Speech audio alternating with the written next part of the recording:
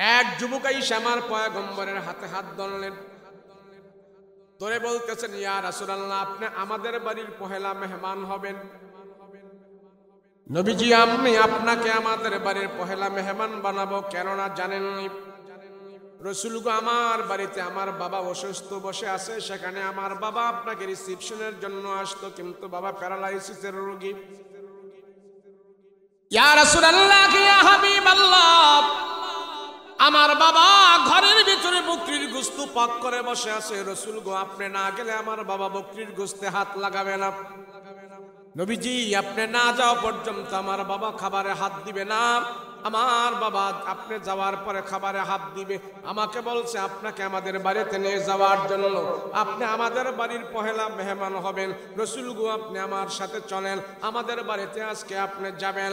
আর এক যুবক এসে বলে, ইয়া রাসূলুল্লাহ, আমার মা ঘরের মধ্যে সুন্দর একটা চাদর বিছিয়ে রাখছে, আমার মা বলেছে আজকে আপনাকে আমাদের বাড়িতে নিয়ে যাবো। নবীজি, আপনি আমাদের বাড়ির পহেলা মেহমান হবেন। আর এক যুবক এসে বলে, ডান দিকে আমাদের বাড়ি। নবীজি, আমাদের বাড়িতে পহেলা মেহমান হবেন। আর এক যুবক এসে বলে, পিছনে আমাদের বাড়ি। আর এক যুবক এসে বলে, ডান দিকে আমাদের বাড়ি, বাম দিকে আমাদের বাড়ি। ওগো রাহমাতুল লিল আলামিন, পয়গম্বর, আজকে পহেলা মেহমান আপনি আমাদের বাড়িতে হবেন, আমাদের বাড়িতে হবেন, আমাদের বাড়িতে হবেন। রাসূল দেখতে পাইলেন যুবকেরা যেভাবে আমাকে তাদের বাড়ির মেহমান বানানোর জন্য তারা কারাকারি করতেছে, পাগল হয়ে গেছে। আমি রাসূল যদি ইচ্ছা করে কারো বাড়ির মেহমান হয়ে ওই যুবক এক যুবকের বাড়িতে গেলে আরেক যুবকের মনটা বেজার হতে পারে। এক যুবকের বাড়িতে যায় যদি আমি খাবার খাই, আরেক যুবক মনটা বেজার করতে পারে। সেই জন্য আল্লাহ রাসূল রাহমাতুল লিল আলামিন সব যুবকদেরকে খুশি রাখার জন্য, সব যুবকদেরকে মন ঠিক রাখার জন্য নবীজি বললেন, শোনো শোনো যুবকেরা, এ মদিনার যুবকেরা শোনো, আমি রাসূল আজকে কারো বাড়িতে ইচ্ছা করে মেহমান হব না। আমি উট দিয়া মক্কা থেকে যে মদিনায় আসছে ওই উটির উপরে আমি বসা থাকবো। ওটা চলতে চলতে যে মদিনায় যার বাড়িতে বসবে আমি রাসূল তার বাড়ির মেহমান হয়ে যাব। কুম রাহমাতুল্লাহি ওয়া বারাকাতুহু।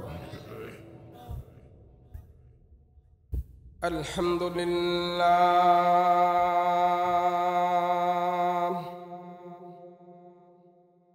আলহামদুলিল্লাহিল্লাযী খালাকাল ইনসান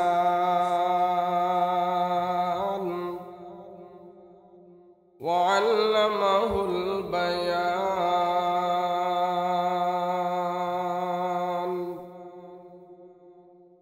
ওয়া আতা'নাল ঈমান ওয়া খালাকাল মুসলিমিনা ওয়াল মুসলিমাত।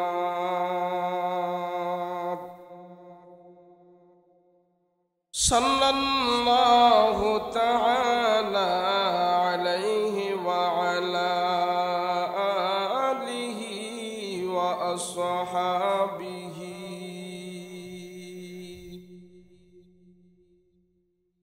ওয়া আজওয়াজিহি ওয়া আহলি বাইতিহি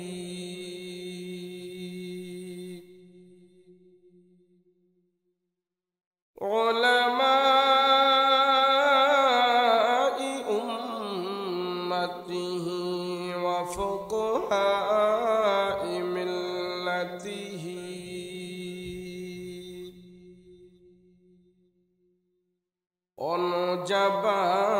ونجباء طريقته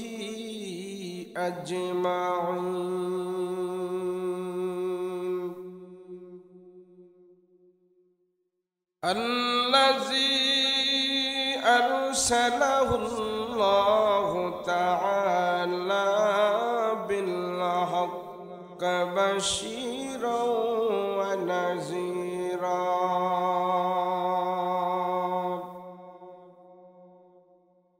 وداعيا إلى الله بإذنه وسراجا منيرا. أما بعد فأعوذ بالله من الشيطان الرجيم. الرجيم بسم الله الرحمن الرحيم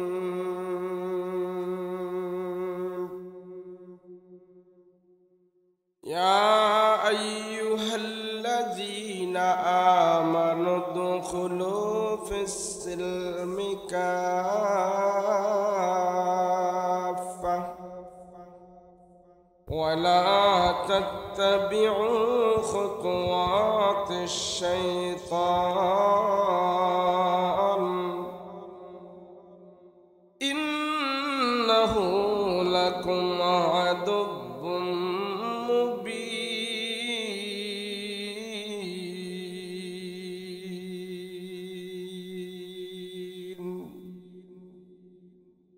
قال سيدنا رسول الله صلى الله عليه وسلم الدنيا خلقت لكم وأنتم خلقتم للآخرة أو كما قال النبي عليه الصلاة والسلام وقال تعالى في شان حبيبه ومحبوبه وما أرسلناك إلا رحمة للعالمين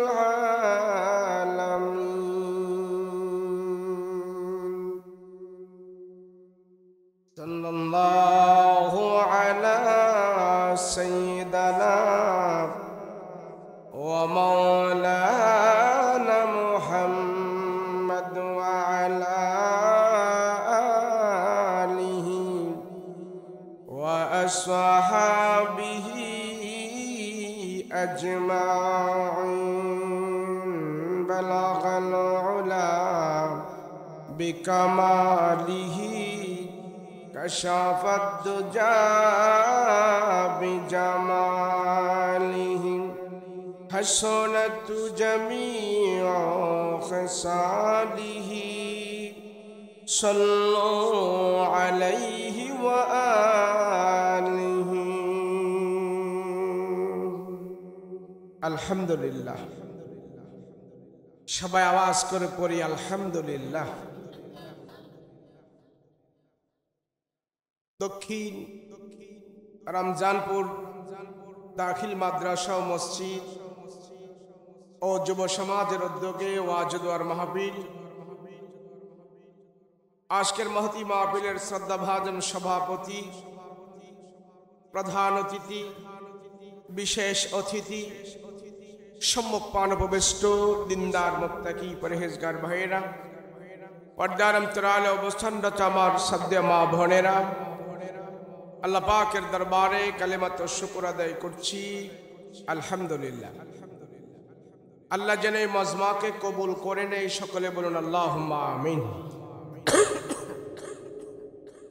আল্লাহ যারে ভালোবাসে পছন্দ করে মহব্বত করে যার উপরে আল্লাহ পাকের রহমতের দৃষ্টি আল্লাহ বারবার দান করে আল্লাহর সেই প্রিয় বান্দাদেরকেই আল্লাহ পাক নেক কাজের মধ্যে শামিল করে রাখে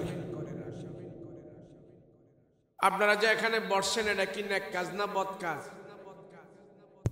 আপনার এই শব্দের ইকু দেওয়া আছে মাইকে ইকু দেওয়া আছে ইকু দেন এটাতে দেন সুন্দর করে ইকু দেন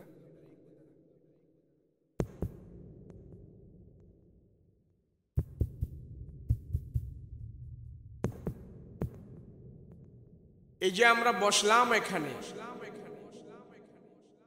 আমাদের এই কাজটা এই মজলিসটা এটা কি বদের মজলিস না নেকের মজলিস এই কাজটা কি নেক কাজ না বদ কাজ কেমনে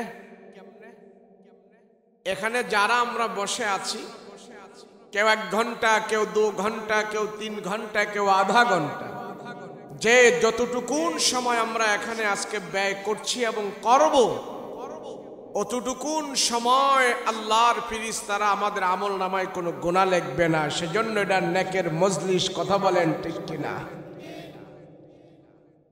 এতক্ষণ যে আপনারা বসেছিলেন কোনো গুনাহ করছেন? ঠিক করো একবারে।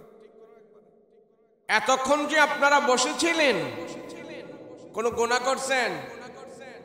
পিছনের হারা কয় না, এরা মনে বইয়া বিড়ি টিড়ি খাইছে। কোনো গুনাহ করছেন বৈশা? এখানে কোনো গুনাহ হইছে? মাহফিলে আসলে, বসলে, বললে, শুনলে, মাহফিল দিলে সর্বপ্রথম লাভ হইল বান্দা যতক্ষণ বসে থাকে অতক্ষণ সে সর্বপ্রকারের গুনাহ থেকে মুক্ত থাকে। কথা বলেন ঠিক কিনা? আপনারা মুক্ত ছিলেন না এখন তখন গুনাহ থেকে? কথা কয় না? আমি যদি কিছু জিজ্ঞেস করি আপনাদেরকে, আমার কথার বলার সাথে সাথে প্রশ্নবোধক হলে আপনারা উত্তর দিতে হবে। আর যদি উত্তর না দেন তাহলে আমি মনে করবো কই ওয়াজ করতেছি, আমার ভাষা হেরা বুঝতেছে না। আর একেবারে যদি হা হু কোনো আওয়াজ টাওয়াজ না করেন তাহলে তো মনে করবো যে গোরস্থানে ওয়াজ করতেছি, এনে জীবিত মানুষ নাই একজন। এই যে বসেছিলেন কোনো গুনাহ হয়েছে? গুনাহ হয় নাই। এখানে না থাকলে কোথায় থাকতেন আপনারা? এখন সবাই ঘরে থাকতো, কেউ শাসটলে থাকতো, কেউ ফেসবুকে থাকতেন, কেউ বিভিন্ন আড্ডাখানায় থাকতেন, কেউ রাজনৈতিক আলোচনা করতেন, কেউ নেতার আলোচনা করত, কেউ দুনিয়ার ফাহেসা কথা বলতো। কিন্তু মাহফিলের কারণে আমরা সবাই এখানে বসে আল্লাহ এবং আল্লাহর রসুলের আলোচনা করতেছি। কথা বলেন ঠিক কিনা? এই অত্র এলাকার ভিতরে সম্মিলিতভাবে আমরা এখন নেক কাজের ভিতরে জড়িত আছি। কথা বলেন ঠিক কিনা? কোনো গুনাহ হচ্ছে না। রসুল বলেন, যারা জমায়েত হয়ে আল্লাহর গুণকীর্তনের আলোচনা করে, আল্লাহ এই বান্দাদের আলোচনা স্বয়ং আরশে আজিমে ফেরেশতাদেরকে নিয়ে করে। সুবহানাল্লাহ, তা আস্তে কইল। আপনাদের আলোচনা আল্লাহ আকাশে করতেছে, তো আপনি আশ্চর্য না? আপনি খুশির সংবাদ না এটা? সেজন্য আমার আপনার এখন অল্প সময় হলেও এখানে আল্লাহর কাছে অনেক দামি। যেই বান্দা গুনাহ করে না, নাফরমানি করে না, আল্লাহর ভয়ে, জাহান্নামের ভয়ে গুনাহ থেকে বিরত থাকে, গুনাহ থেকে দূরে থাকে, হারাম থেকে দূরে থাকে, আল্লাহর রসুল বলেন আল্লাহ তার জাহান্নাম থেকে দূরে রাখবে। পৃথিবীতে যত নবী রসুল আল্লাহ প্রেরণ করেছেন, সব নবী রসুলদের একটাই উদ্দেশ্য ছিল, যাতে করে মানুষগুলো জাহান্নাম থেকে বেঁচে জান্নাতে যেতে পারে। সব মানুষগুলো যেন অন্যায় অপরাধ থেকে বাঁচতে পারে, আখিরাত কি জিনিস তা যেন চিনতে পারে। দুনিয়া অল্প, আখিরাত অনেক। এই অল্পের পিছনে পড়ে যেন আখিরাত তার নষ্ট না হয়, সেই জন্য আল্লাহ পৃথিবীতে লক্ষাধিক নবী রাসূল প্রেরণ করেছেন। ঈসা নবী থেকে নিয়ে আমাদের নবী পর্যন্ত এখানে 600 বছরের একটা গ্যাপ তৈরি হয়ে গেছিল। এই 600 বছরের ভিতরে পৃথিবীতে আল্লাহ কোন নবী রাসূল প্রেরণ করে নাই। এই 600 বছরের ভিতরে আল্লাহ পৃথিবীতে কোনো আসমানি গ্রন্থ প্রেরণ করে নাই। এই 600 বছরের ভিতরে নবী রাসূল নাই, ওয়াজ মাহফিল নাই, মাদ্রাসা নাই, আলেম ওলামা নাই, তালিম নাই, তরবিয়ত নাই, দাওয়াত নাই, জিকির আজকার নাই, মাহফিল নাই। না থাকার ফলে এই 600 বছরের ভিতরে যে সমস্ত মানুষেরা বসবাস করেছে, কিয়ামতের আগ পর্যন্ত এই 600 বছরের মানুষগুলোকে বলা হবে আইয়ামে জাহেলিয়াতের যুগের মানুষ। জাহেলিয়াতের যুগের মানুষ তাদেরকে কেন বলা হয়? তাদের কাছে ওয়াজ মাহফিল নাই, তাদের কাছে আসমানি গ্রন্থের ওহী প্রদত্ত জ্ঞান ছিল না, নবী ছিল না, সাহাবী ছিল না, আলেম ছিল না, মাদ্রাসা ছিল না, খতিব ছিল না, ইমাম ছিল না, কোরআন ছিল না। না থাকার ফলে সেই সমাজের মানুষগুলোর চরিত্র ভালো ছিল না, তাদের চরিত্রের ভিতরে কলঙ্ক গিয়েছিল। কেমন? তারা খারাপটাকে খারাপ তো মনে করত, ভালোটাকেও তারা খারাপ মনে করত। তারা ন্যায়পরায়ণতার ভিতরে ছিল না, বিশ্বস্তির ভিতরে ছিল না, আমানতের খেয়ানত করত, ভদ্র নম্র কি জিনিস তারা বুঝতো না। তাদের চরিত্র নষ্ট হতে হতে হতে হতে এমন নষ্ট হয়েছে, খানায় কাবার ভিতরে তারা উলঙ্গ হয়ে সুয়াবের নিয়তে তোয়াফ করেছে। কানের এই সাউন্ড কি দি মাটি এদিকে ফিরে দিছে না মোর দিকে, হ্যাঁ এই একটু কমাই দেন আলাদা তিয়া থাকলে। 600 বছরের ভিতরে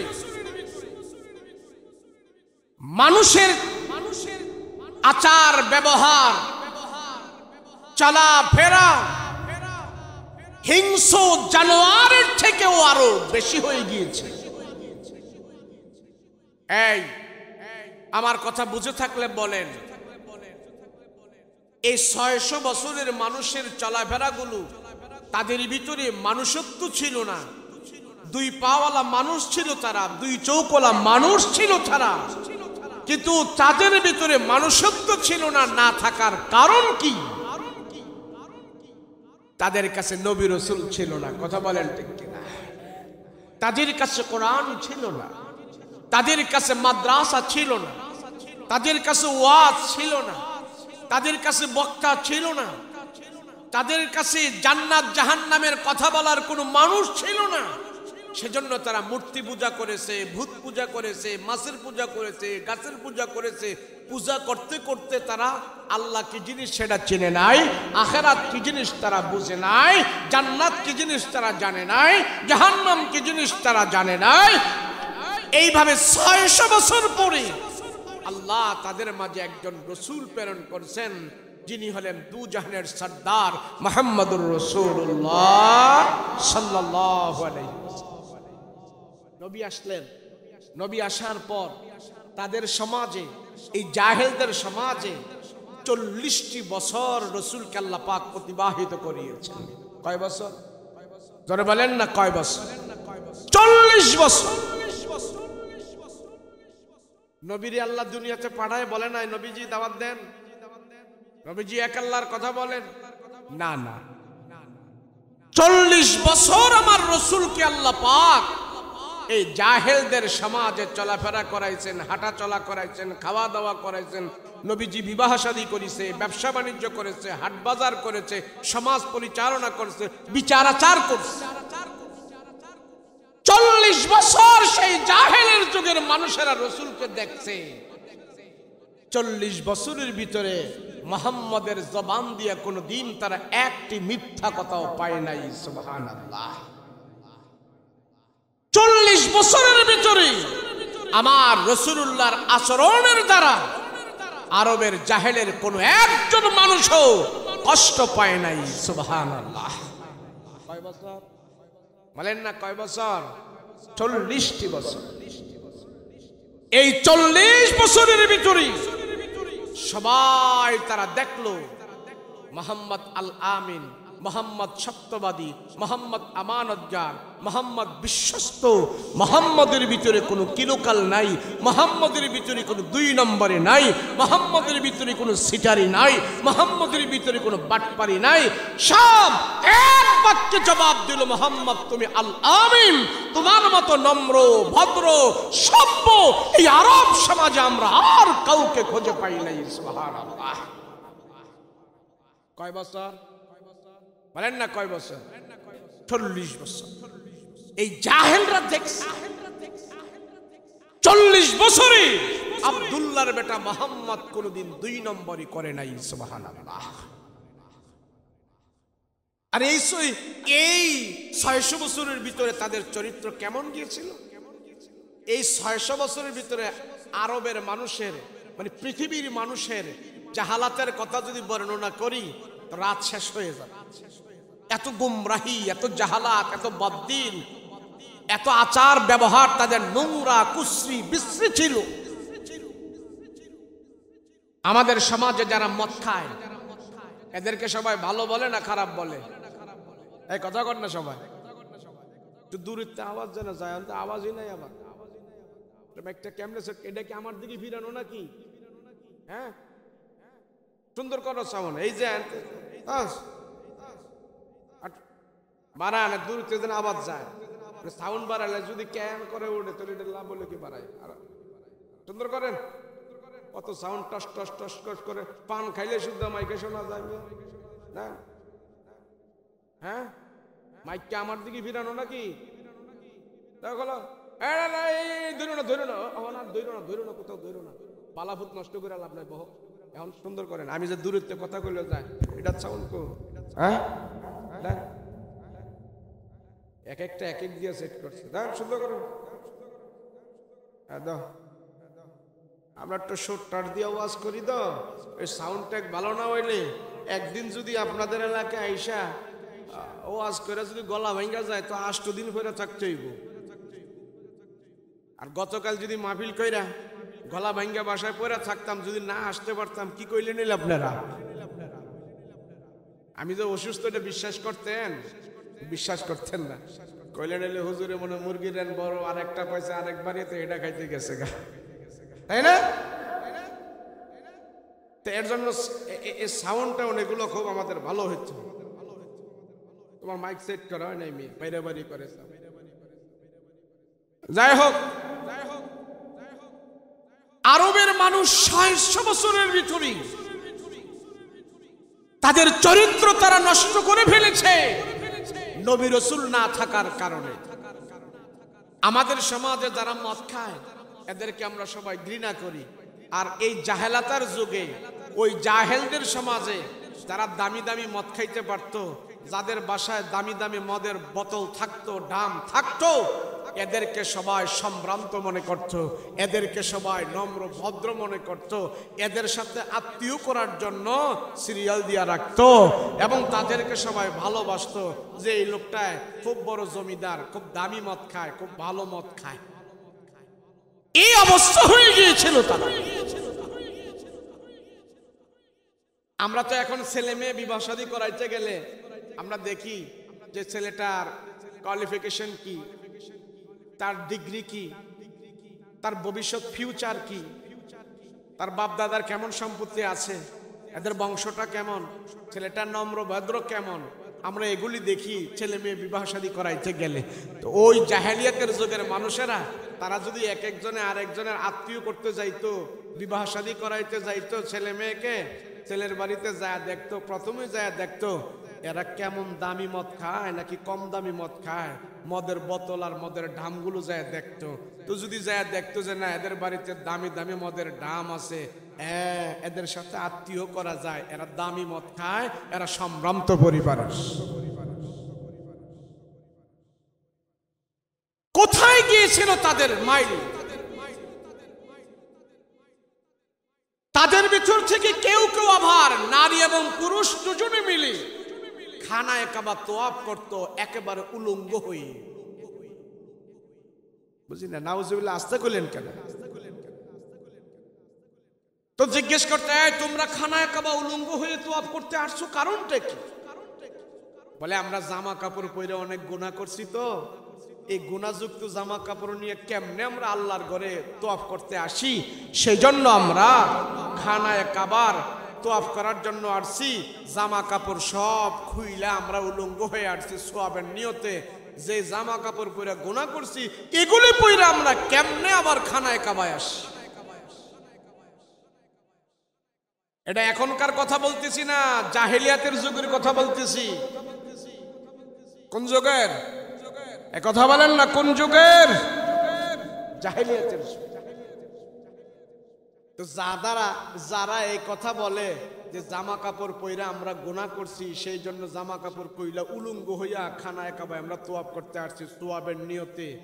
এদের মাথার তার কি ঠিক আছে না ছিঁড়ছে? যদি মাথার তার ভালো থাকতো তাইলে তো চিন্তা করতো জামা কাপড় পইরা যে গুনাহ করছি এগুলি আমরা ফেলে উলঙ্গ হইয়া আমরা খানায় কাবায় আছি তোয়াব করতে, ইবাদত করতে, তো যে যন্ত্রপাতি দিয়ে গুনাহ করছি সেগুলিও তো কাটতে লওয়ার দরকার ছিল। কথা বলেন ঠিক কিনা? ওই ব্রেন নাই তো। আজকেও এই সমাজে যাদের কাছে কোরআন নাই, যারা কোরআনের জ্ঞান থেকে বঞ্চিত, নামাজ নাই, আল্লাহ বিলা নাই, হাসর নাসরের খবর নাই, ফুলসেরাতের খবর নাই, পরকালের খবর নাই, যারা পরকালকে ভয় করে না, এদের চলাফেরাটাও কেমন যেন জাহেলিয়াতের যুগের মানুষের মতন। কথা বলো ঠিক কিনা? সেজন্য সমাজকে আলোকিত করলে, নিজেকে আলোকিত করলে, নিজেকে নম্র ভদ্র করে তুলতে হলে আখিরাতের জ্ঞান লাগবে। কথা বলেন ঠিক কিনা?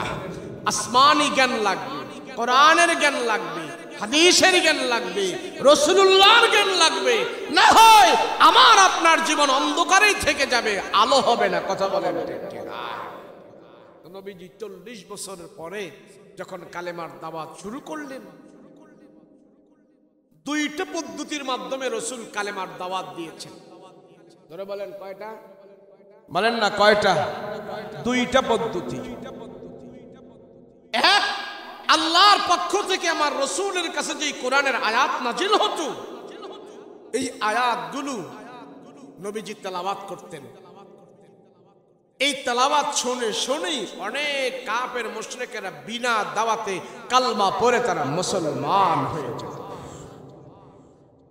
দ্বিতীয় পদ্ধতি হইল আমার রাসূল কালেমার দাওয়াত সরাসরি কাফের মুশরিকের কাছে যায় দিতেন।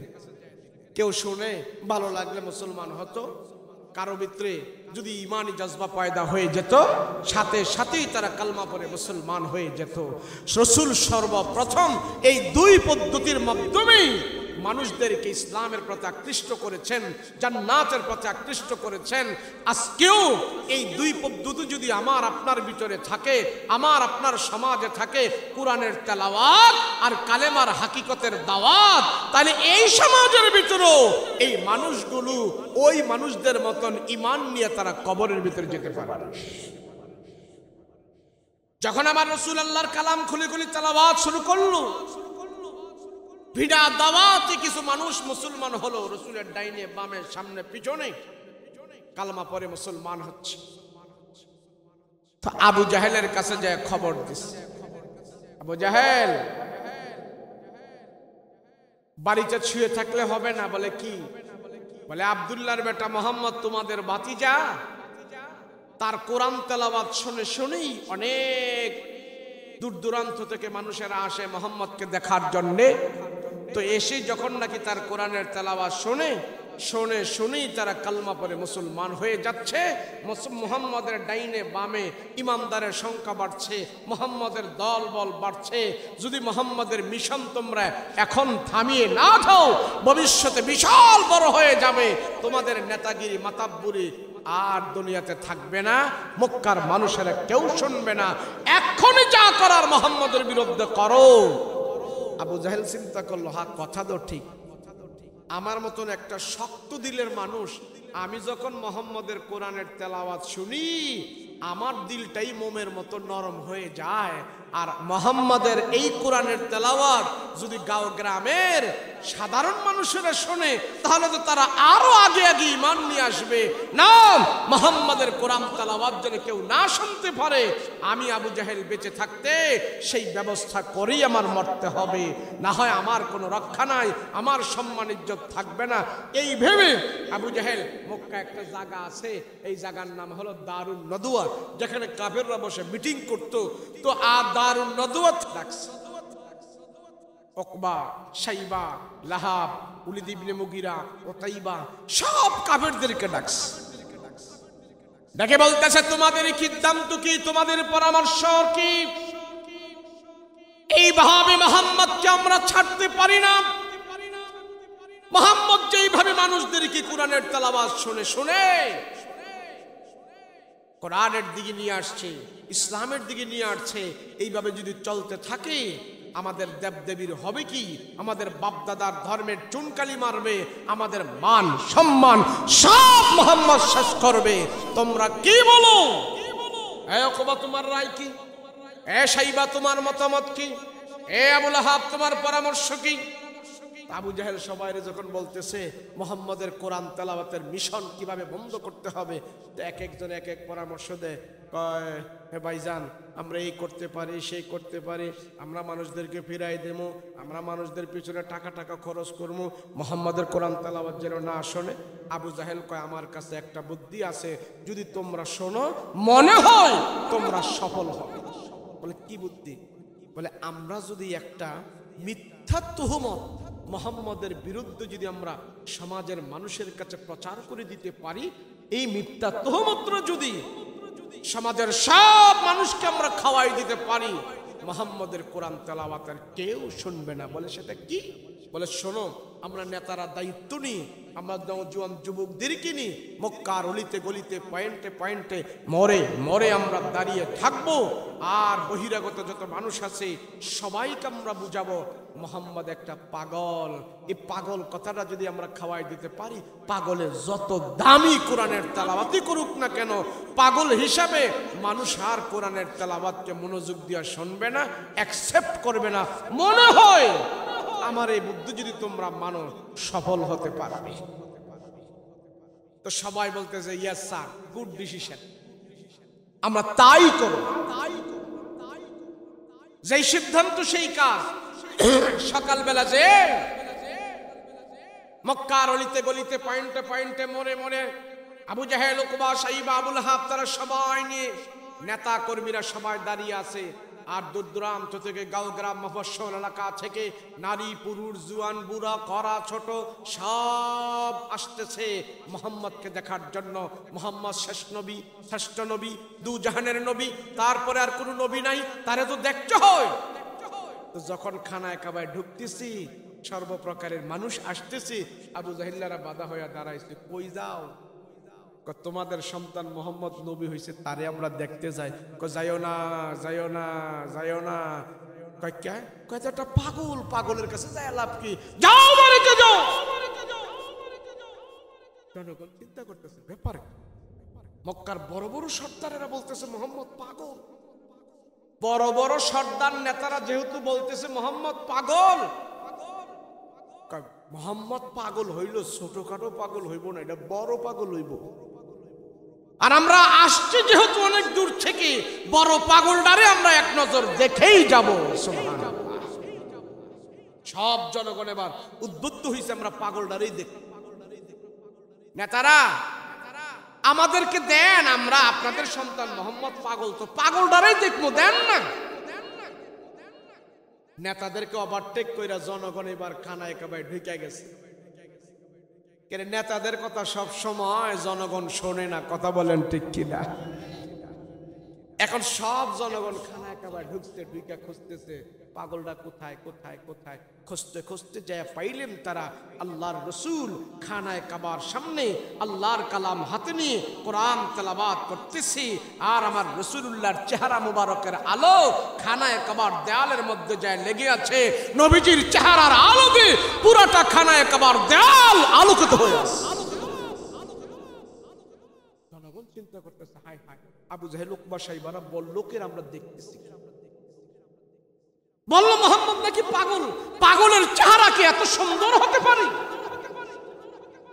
যে পাগল তার চেহারা তো ফ্যাকাশে থাকে, চুলগুলো আলো জ্বালো, জামা কাপড় ফাড়া ছাটা, কিন্তু মোহাম্মদের তো এমন কিছুই না। এত সুন্দর চেহারার মানুষ পাগল হয় কিভাবে? আচ্ছা, চেহারা দেখে বুঝলাম মোহাম্মদ পাগল না। দেখি তাহলে মোহাম্মদ কি তেলাওয়াত করতেছে, দেখি, এটা শুনে দেখি। যদি পাগল হয়ে থাকে তাহলে তো মোহাম্মদের তেলাওয়াতের আগা গোড়া এগুলো ঠিক থাকবে না। কেন? পাগল তো পাগলই। পাগল একবার গান গায়, আরেকবার গজল গায়, একবার হিন্দি, আরেকবার ইংলিশ, আরেকবার বাংলা, আরেকবার আরবি, এখান ত্যাগ করলে ওখান ত্যাগ করলে একটা বেতাল অবস্থা থাকে। সব জনগণ দাঁড়িয়েছে আমার রাসূলুল্লাহর পিছনে নবীজির তেলাওয়াত শোনার জন্য।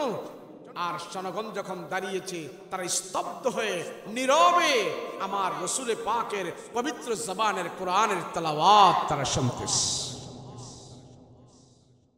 বিসমিল্লাহির রাহমানির রাহিম।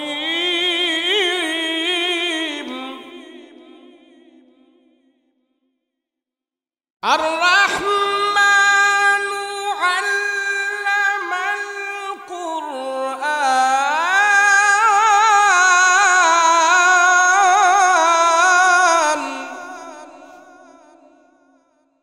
খালাকাল ইনসানা আল্লামাহুল বায়ান।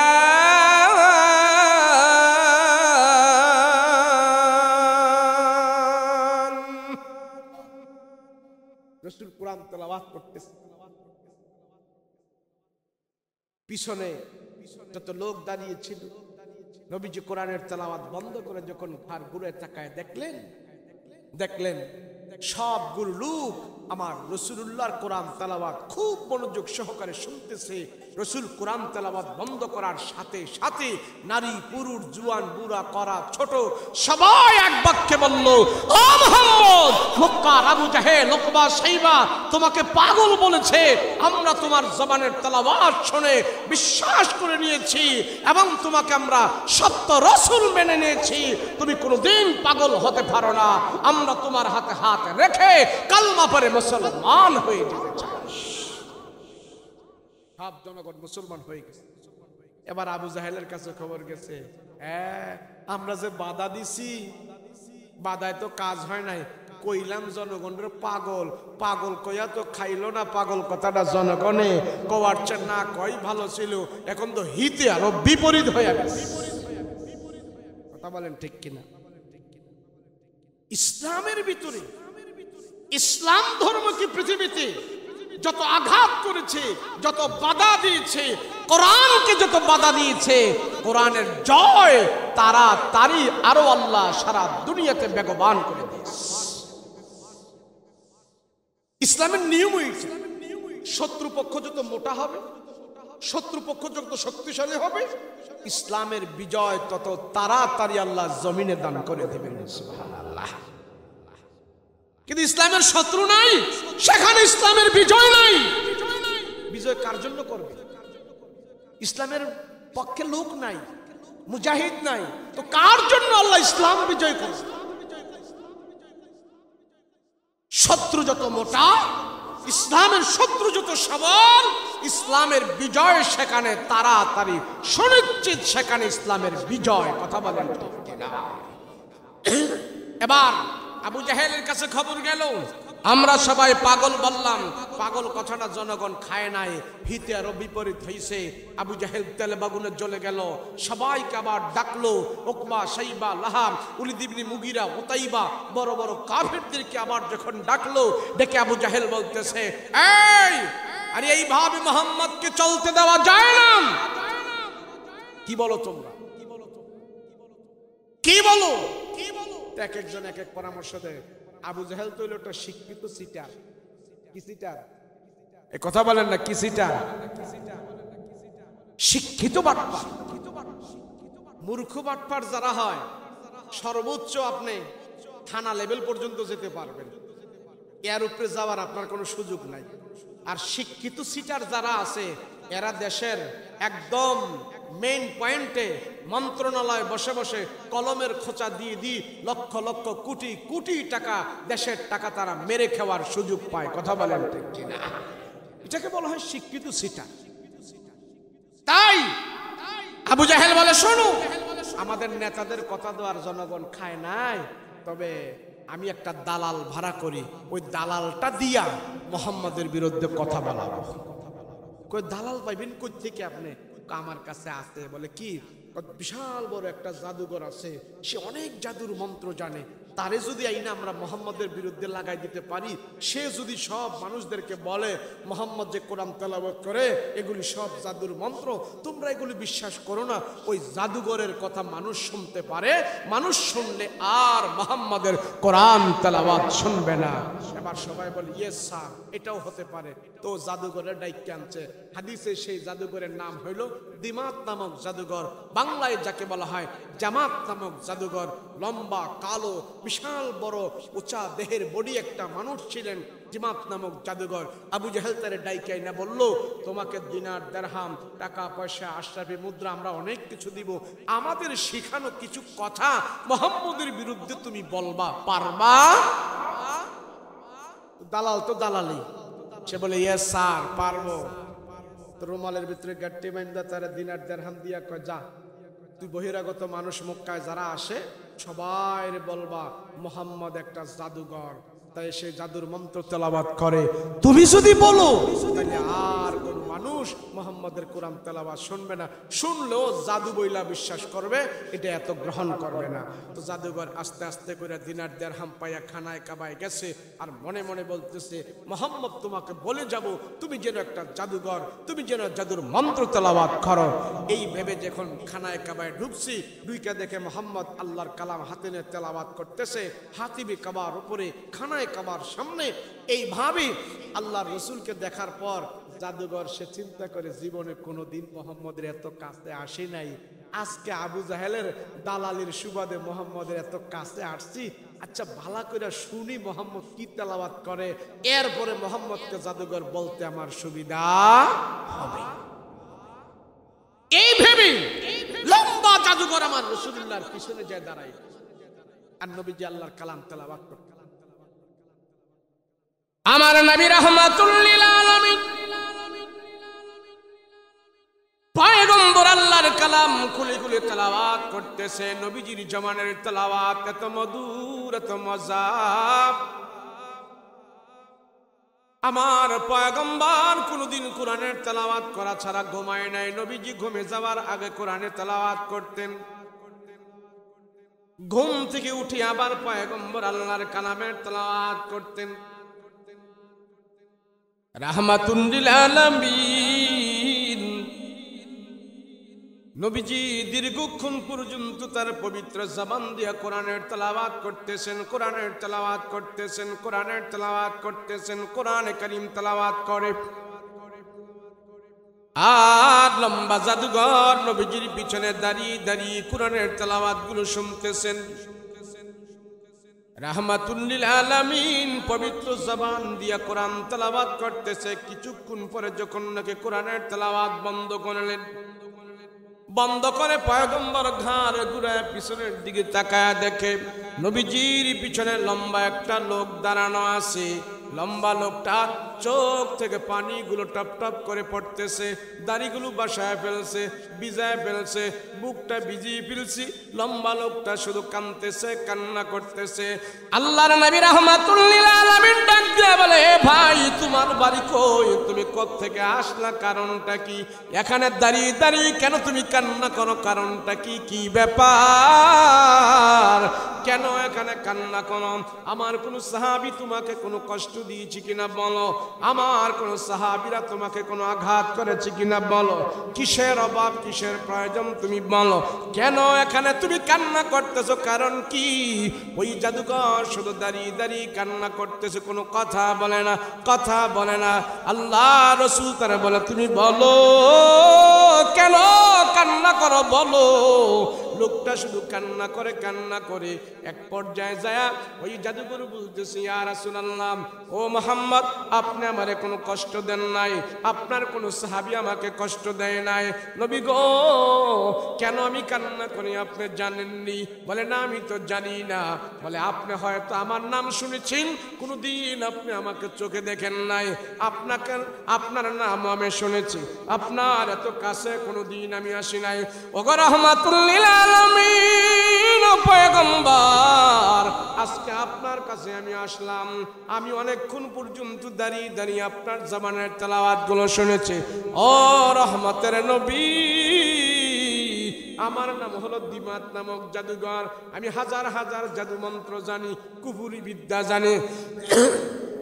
আমার দিলের ভিতরে অনেক জাদুর মন্ত্র আছে, কুফুরি মন্ত্র আছে। সব মন্ত্রগুলো আজকাল দিলের ভিতরে নিয়ে আপনার পিছনে দাঁড়িয়ে দাঁড়িয়ে আমি আপনার জবানের পবিত্র তেলাওয়াত গুলো আমি শুনেছি। আমি অনেকক্ষণ পর্যন্ত শুনলাম। আমি আবু জাহেল উকবা সাইবাদের কাছ থেকে এসেছি আপনাকে অপবাদ দেওয়ার জন্য, আপনার কোরআন তেলাওয়াত গুলো জাদুর মন্ত্র বলে প্রচার করার জন্য। রাহমাতুল লিল আলামিন, আমি নীরবে দাঁড়িয়ে দাঁড়িয়ে যখন নাকি আপনার জবানের তেলাওয়াত গুলো শুনেছি, আমি এখন বিশ্বাস করে ফেলেছি, আমার বুঝতে আর বাকি নাই, সত্য পয়গম্বর আপনি।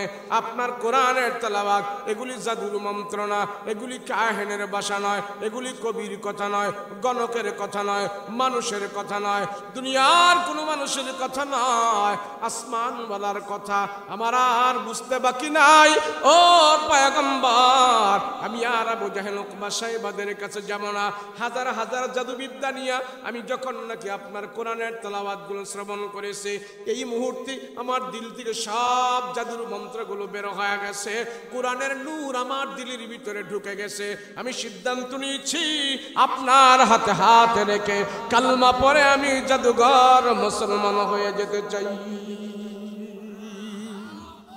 এবার জাদুঘর আমার রাসূলুল্লাহর দিকে হাত বাড়িয়ে দিয়েছে।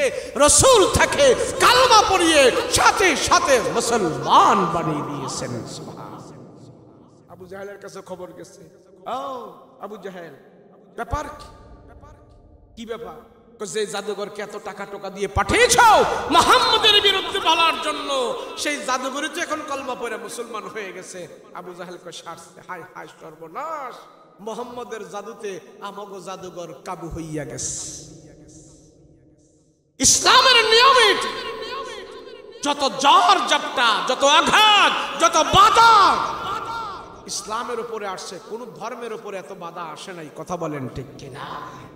কিন্তু আজকে সারা পৃথিবীতে মুসলমানদের ধর্ম, সারা দুনিয়ার মানুষ কোরআনুল কারীম, লক্ষ লক্ষ কোটি কোটি মানুষ প্রত্যেকদিন কোরআনে কারীম তেলাওয়াত করতেছে, রিচার্জ করতেছে। পৃথিবীতে অন্য কোন ধর্ম এত রিচার্জ করে না যত ইসলাম ধর্ম রিচার্জ করতেছে। কথা বলেন ঠিক কিনা? বাধা যত বেশি তার প্রচার প্রসারও বেশি। কথা বলেন ঠিক কিনা? আবু জাহেল বলল, শোনো, তোমরা যদি আমাকে নেতা মানো, তোমরা যদি আমাকে ভালোবাসো, তবে আমার কথা তোমরা মানতে হবে। বলে কি কথা? বলে আমি আর কোনো পরামর্শ শুনতে চাই না, আমি আর কারো কথা শুনতে চাই না। বলে কি করবেন তাহলে? বলে আমার শেষ সিদ্ধান্ত হলো, আমি আবু জাহেল বেঁচে থাকতেই মুহাম্মদের মৃত লাশ দেখতে চাই। নাউজুবিল্লাহ। আবু জাহেল সাধারণ একটা মানুষ ছিল, দেহ বডি উঁচা লম্বা, বংশ মর্যাদা, মান ইজ্জত, হাক ডাক, টাকা পয়সা, সব কিছু দিক থেকে আবু জাহেল একটা পারফেক্ট মানুষ ছিল। মক্কার শক্ত মাটিতে যখন আবু জাহেল এইভাবে হাত মারতেন, শক্ত মাটি পর্যন্ত কেঁপে যেত। এত শক্তি, এত দাম্ভিকতা আল্লাহ আবু জাহেলকে দান করেছিল।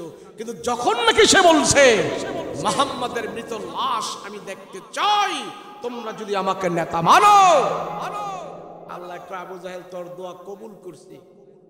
কি করছি? কথা কয় না, কি করছি? কবুল করছি।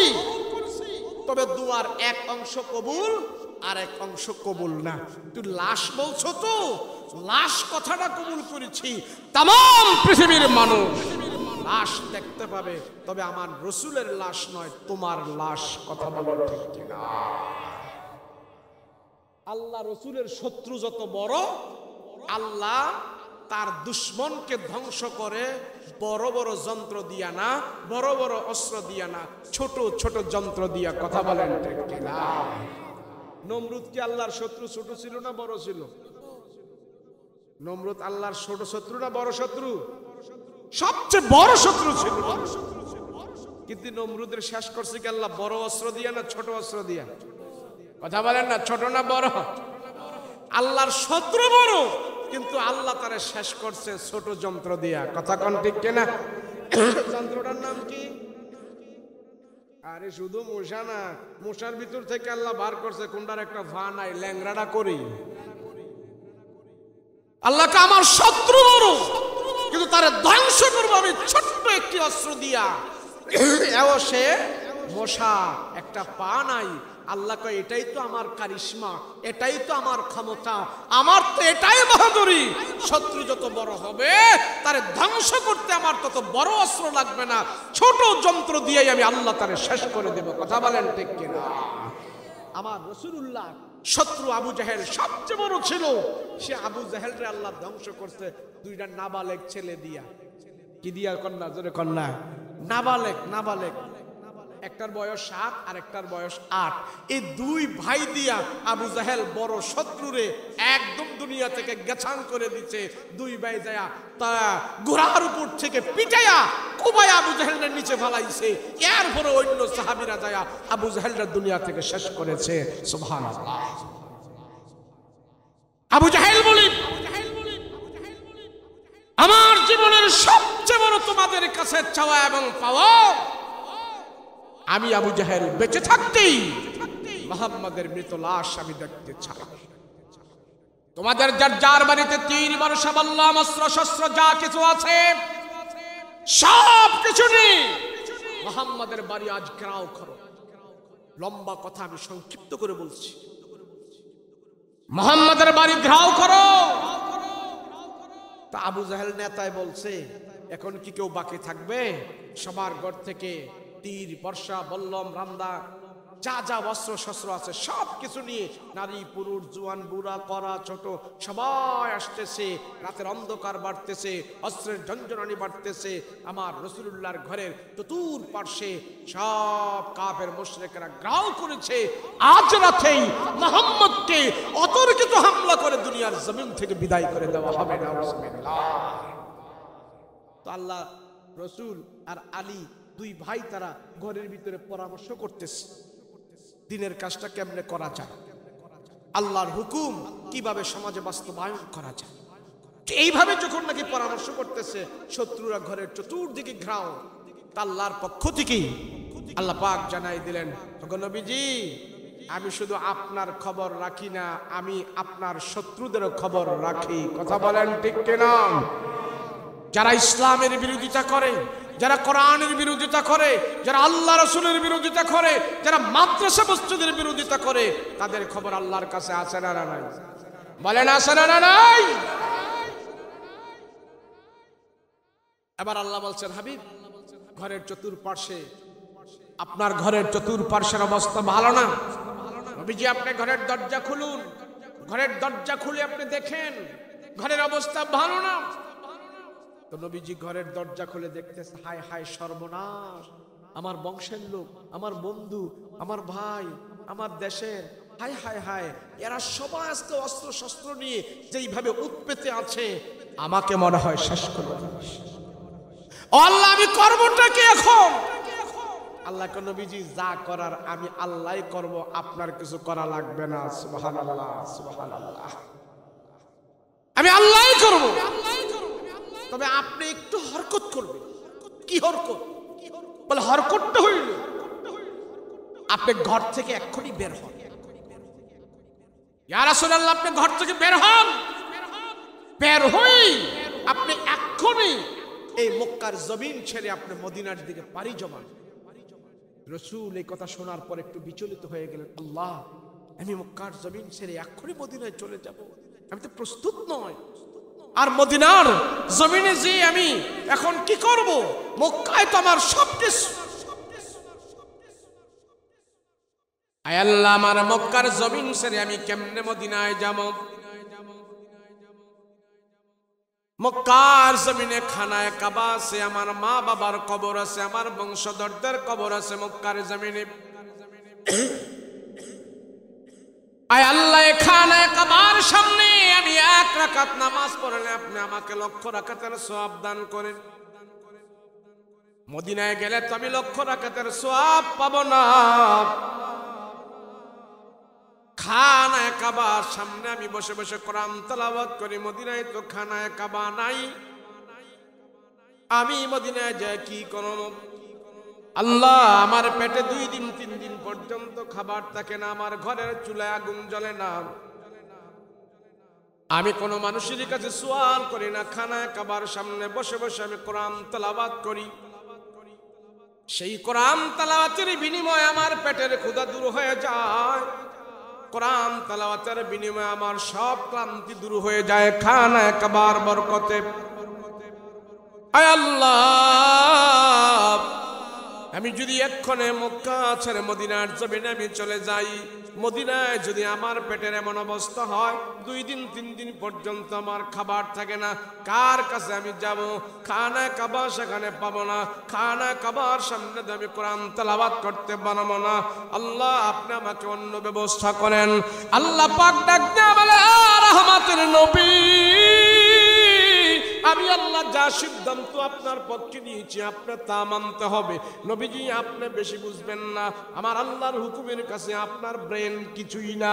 আমি আল্লাহ যা সিদ্ধান্ত করি আপনার মঙ্গলের জন্য আমি সিদ্ধান্ত করি। এক্ষুনি আপনার মদিনার জমিন ছেড়ে চলে যেতে হবে।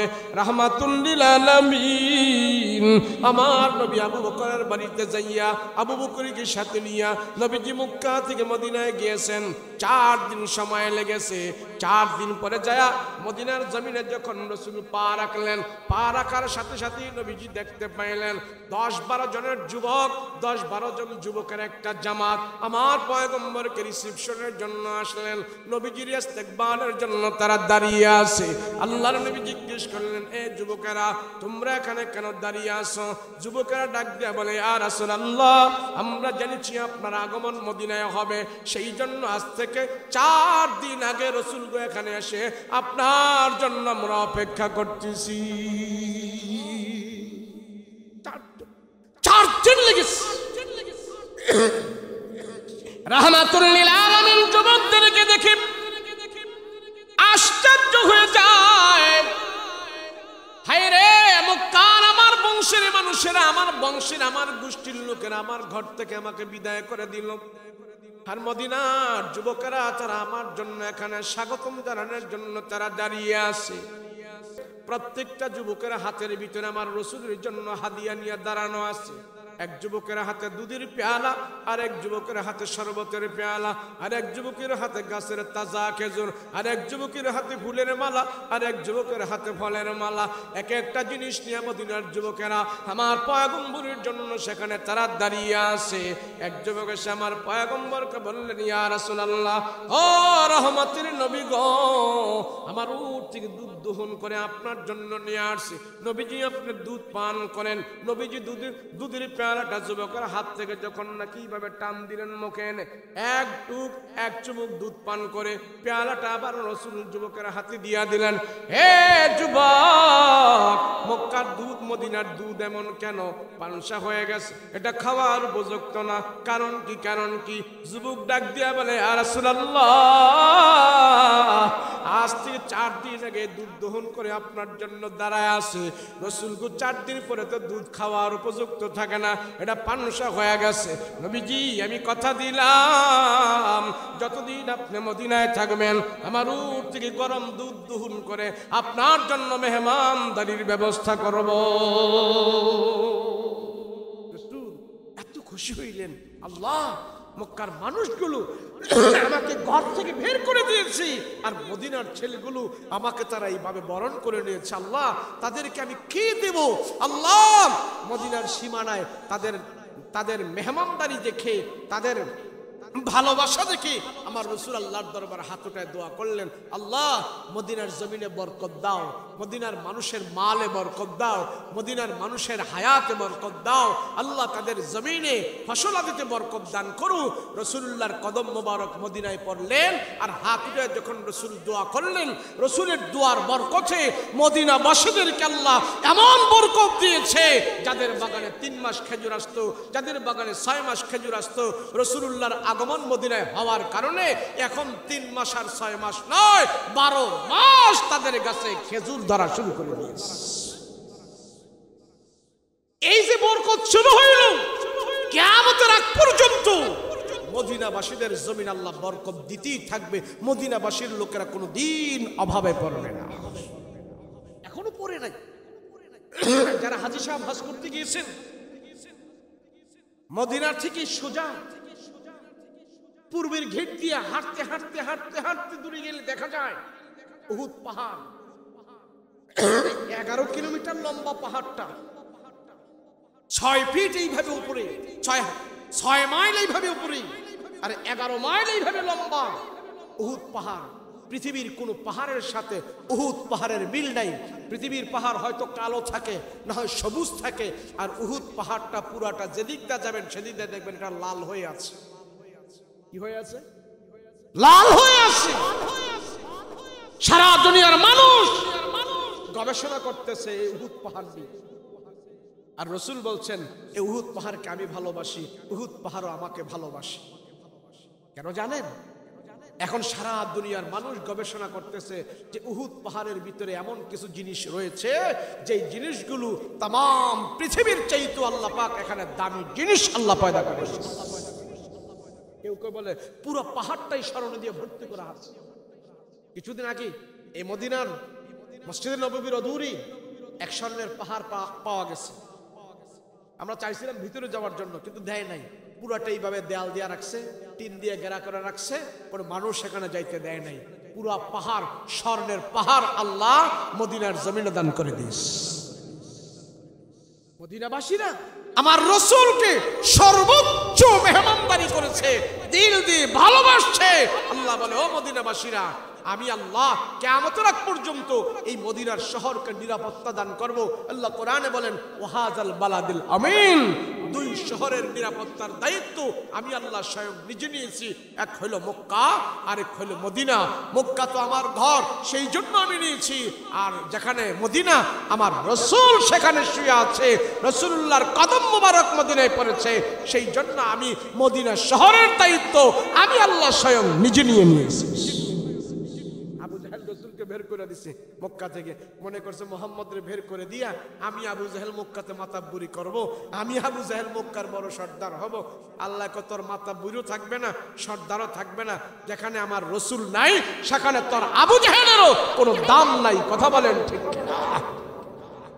যেই সমাজে আলেম নাই, যেই সমাজে কোরআন নাই, যেই সমাজে হাদিস নাই, যেই সমাজে মাদ্রাসা নাই, মসজিদ নাই, সেই সমাজের মানুষের দাম আল্লাহর কাছে নাই। কথা বলো ঠিক কিনা? তো রাসূল মদিনায় পা রেখে যুবকদের জন্য দোয়া করলেন। তো যুবকেরা সবাই পাগল হয়ে গেল, হায় হায় আমার রাসূল আমাদের মাঝে আসছে, আমরা কি দিয়ে বরণ করব? যে এক যুবক এসে আমার রাসূলুল্লাহর হাত ধরলেন, ইয়া রাসূলুল্লাহ, ইয়া হাবিবাল্লাহ, পয়গম্বর আমার, ও নবীজি, আপনি আমাদের বাড়ির মেহমান হবেন, পহেলা মেহমান আপনি আমাদের বাড়িতে হবেন।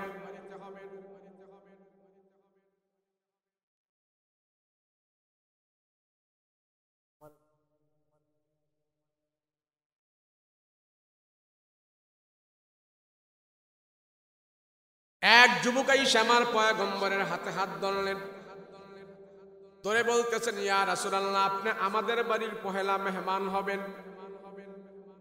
নবীজি, আমি আপনাকে আমাদের বাড়ির পহেলা মেহমান বানাবো, কেননা জানেন রাসূল গো, আমার বাড়িতে আমার বাবা অসুস্থ বসে আছে, সেখানে আমার বাবা আপনাকে রিসিপশনের জন্য আসতো, কিন্তু বাবা প্যারালাইসিসের রোগী। ইয়া রাসূলুল্লাহ, ইয়া হাবিবাল্লাহ, আমার বাবা ঘরের ভিতরে বকরির গোশত পাক করে বসে আছে, রাসূল গো, আপনি না গেলে আমার বাবা বকরির গোশতে হাত লাগাবে না। নবীজি, আপনি না যাওয়া পর্যন্ত আমার বাবা খাবারে হাত দিবে না।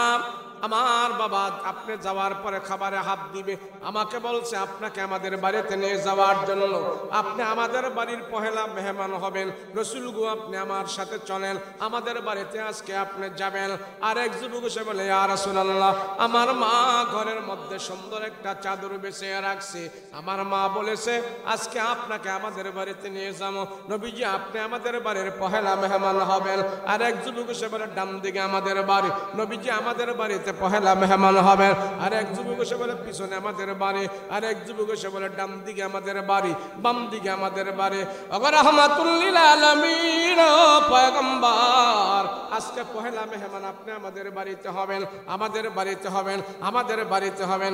রাসূল দেখতে পাইলেন যুবকেরা যেভাবে আমাকে তাদের বাড়ির মেহমান বানানোর জন্য তারা কারাকারি করতেছে, পাগল হয়ে গেছে। আমি রাসূল যদি ইচ্ছা করে কারো বাড়ির মেহমান হয়ে ওই যুবক এক যুবকের বাড়িতে গেলে আর এক যুবকের মনটা বেজার হতে পারে। এক যুবকের বাড়িতে যায় যদি আমি খাবার খাই আর এক যুবক মনটা বেজার করতে পারে। সেই জন্য আল্লাহ রাসূল রাহমাতুল লিল আলামিন সব যুবকদেরকে খুশি রাখার জন্য, সব যুবকদেরকে মন ঠিক রাখার জন্য নবীজি বললেন, শোনো শোনো যুবকেরা, এ মদিনার যুবকেরা শোনো, আমি রাসূল আজকে কারো বাড়িতে ইচ্ছা করে মেহমান হব না। আমি উট দিয়া মক্কা থেকে যেই মদিনায় আসছে ওই উটের উপরে আমি বসা থাকবো। ওটটা চলতে চলতে যে মদিনায় যার বাড়িতে বসবে আমি রাসূল তার বাড়ির মেহমান হয়ে যাব। মদিনার সব মানুষদের কি ভালোবাসা দিয়েছেন সমানভাবে। রাসূল বলে, যুবক শোনো, আমি বুঝতে পেরেছি তোমরা সবাই আমাকে আজকে মেহমান বানাইতে চাও। আমি রাসূল তোমাদের মেহমান হব, আমি তো মেহমান হয়ে গেলাম। তবে শোনো যুবক, আমি আজ নবীজি মদিনায় কারো ঘরে ইচ্ছা করে প্রবেশ করব না, কারো ঘরে আমি ইচ্ছা করে মেহমান হব না। আমি ওটের উপরে বসে থাকবো, আমার আবু বকর থাকবে ডান পাশে, আমার ওমর থাকবে বাম পাশে, অন্যান্য সাহাবীরা থাকবে পেছনে। ওট চলতে থাকবে, তোমরা সবাই আমার উপরে দুরূদ পড়তে থাকবা। ওট চলতে থাকবে, চলতে চলতে ওটটা যায় যার বাড়িতে হাঁটু গেড়ে বসে যাবে। আমি এবং আমার সব সাহাবীরা আমরা সবাই আজকে তার বাড়ির মেহমান হয়ে যাব।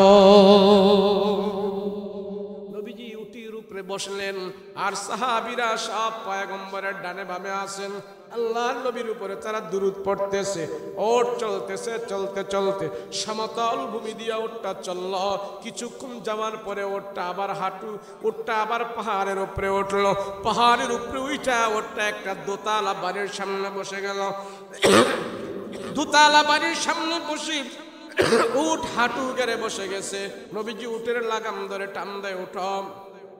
ওট ওঠে না, আবার পয়গম্বর টান দেয়, ওঠে না। আরো জোরে পয়গম্বর টান মারলেন, ওঠে না। এক পর্যায়ে উটটা হাঁটু গেড়ে বসে গেছে।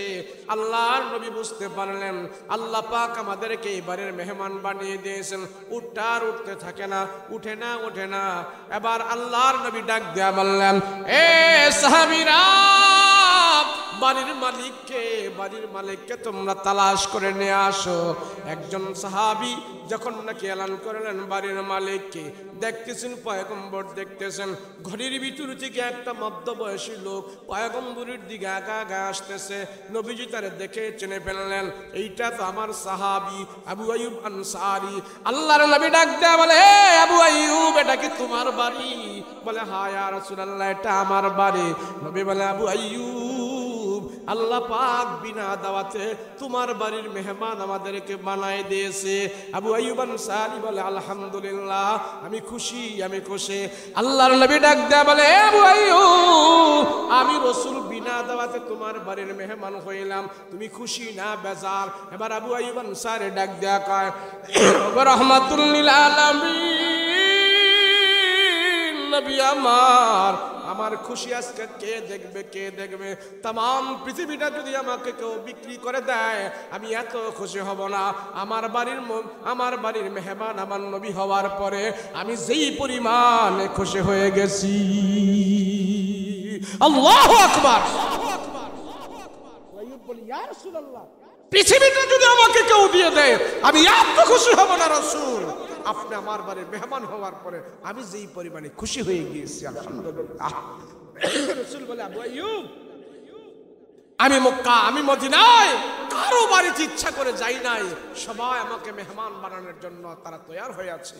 দেখো না, আবু বকর, ওসমান, আলী তারা মক্কা ছেড়ে, সয় সম্পত্তি ছেড়ে, বাড়িঘর ছেড়ে তারা সবাই চলে আসছে আমার রাসূলুল্লাহর মহব্বতে। শুধু ঈমানটুকু নিয়ে তারা মদিনায় চলে আসছে। তারা একজনও গরিব মানুষ নয়, তাদের সবার সম্পদ আছে।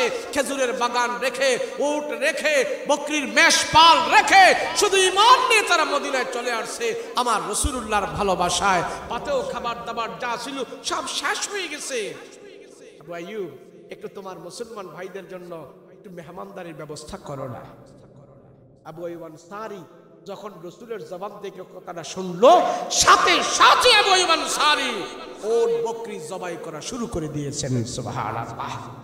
আমার ওট জবাই হলো, বকরি জবাই হলো, গোশত পাক হচ্ছে, রুটি পাক হচ্ছে, দাউ ধাউ করে আগুন জ্বলছে, হান্ডি পাতিলে আগুন জ্বলছে, চুলায় আগুন জ্বলছে, মেহমানদের জন্য পাক শাক হইতেছে। নবীজি আবু আইয়ুব আনসারীর ঘরের ভিতরে বসা, আর সবাই পাক শাক করতেছে, ধোঁয়া উঠতেছে। আপনাদের অসুবিধা হইতেছে? অসুবিধা হইতেছে? আমি অন্য আলোচনা করলেও পারতাম।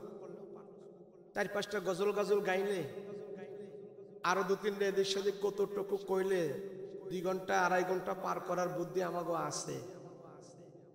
কিন্তু আমি ওদিকে না যে, আপনারা সচেতন যারা বসছেন, আমি দেখলাম ছোট ছোট পোলাপান কম, কেসরা কাসরা কম, সব বুঝুবান শ্রোতা। সেজন্য আমি কোরআন ও হাদিস থেকে আপনাদেরকে আমি কিছু গুরুত্বপূর্ণ কথা, রাসূলুল্লাহর মান, ইজ্জত, মর্যাদা নিয়ে কিছু কথা বলার জন্য চেষ্টা করেছি। আল্লাহ আমাদেরকে বুঝার তৌফিক দান করেন, বলেন আমিন। আর সর্বোচ্চ কয়েক মিনিট, এরপরে দোয়া করব। রাজি আছেন ইনশাআল্লাহ? তাই রাসূল যখন তার বাড়ির মেহমান হলেন, আবু আইয়ুব আনসারী বকরি টকরি সব জবাই করে গোশত টোস্ত পাক করতেছে, ধোঁয়া উঠতেছে। তো এই আবু আইয়ুব আনসারীর বাড়ি থেকে কয়েক কিলোমিটার দূরে তখনকার ইহুদিদের যিনি সবচেয়ে বড় আলেম ছিলেন, মদিনায় ইহুদিদের বড় আলেম, তার নাম হলো আব্দুল্লাহ ইবনে সালাম। সে 3টা কিতাবের আলেম ছিলেন। তাওরাতের হাফেজ ছিল, জাবুর আর ইনজিলের সে আলেম ছিল। এই 3টা কিতাবের বড় যে আলেম, সে তার নিজের বাড়ির খেজুর গাছের উপরে উঠা খেজুর গাছ পরিষ্কার করতেছে। তো গাছের উপরে যেহেতু উঠছে, ওখান থেকে সে দেখতেছে ও আবু আইয়ুব আনসারীর বাড়ির দিকে ধোঁয়া উঠতেছে। তো সে মনে করছে মনে হয় আগুন লাগা পুরা সারকার হয়ে যাচ্ছে। তো গাছের উপর থেকেই আবু আইয়ুব আনসারী বাড়ির দিকে যে ধোঁয়া দেখছে, তো গাছের উপর থেকেই ওই ইহুদি বড় আলেম সে গাছের উপর থেকে বলতেছে, তার ছাত্র দল বল সবাইকে বলতেছে, এই আরে ওখানে যা, আবু আইয়ুব আনসারীর বাড়ির দিকে যা, ওখানে মনে হয় আগুন লেগে পুরো সব সারখার হয়ে যাইতেছে, সহযোগিতা করো, যাও। ইহুদি ছাত্ররা দৌড়াইতে দৌড়াইতে দৌড়াইতে দৌড়াইতে প্রায় কয়েক কিলোমিটার দূরে দৌড়াইয়া আবু আইয়ুব আনসারীর বাড়ির দিকে আসছে। এরা মনে করছে বিপদ সংকেত, এখানে সহযোগিতা করতে হবে, পানি টানি ঢালতে হবে, আগুন নিবাইতে হবে। তো ইহুদি ছাত্ররা আইসা দেখে এখানে কোনো বিপদ সংকেত নয়, সবাই হাসি খুশি আনন্দ, পাকশাক হইতেছে, চুলায় আগুন জ্বলতেছে। তো জিজ্ঞেস করলো, এই তোমরা এখানে এত আনন্দ করছো, পাকশাক হইতেছে, সবার মুখে হাসি খুশি, কারণটা কি?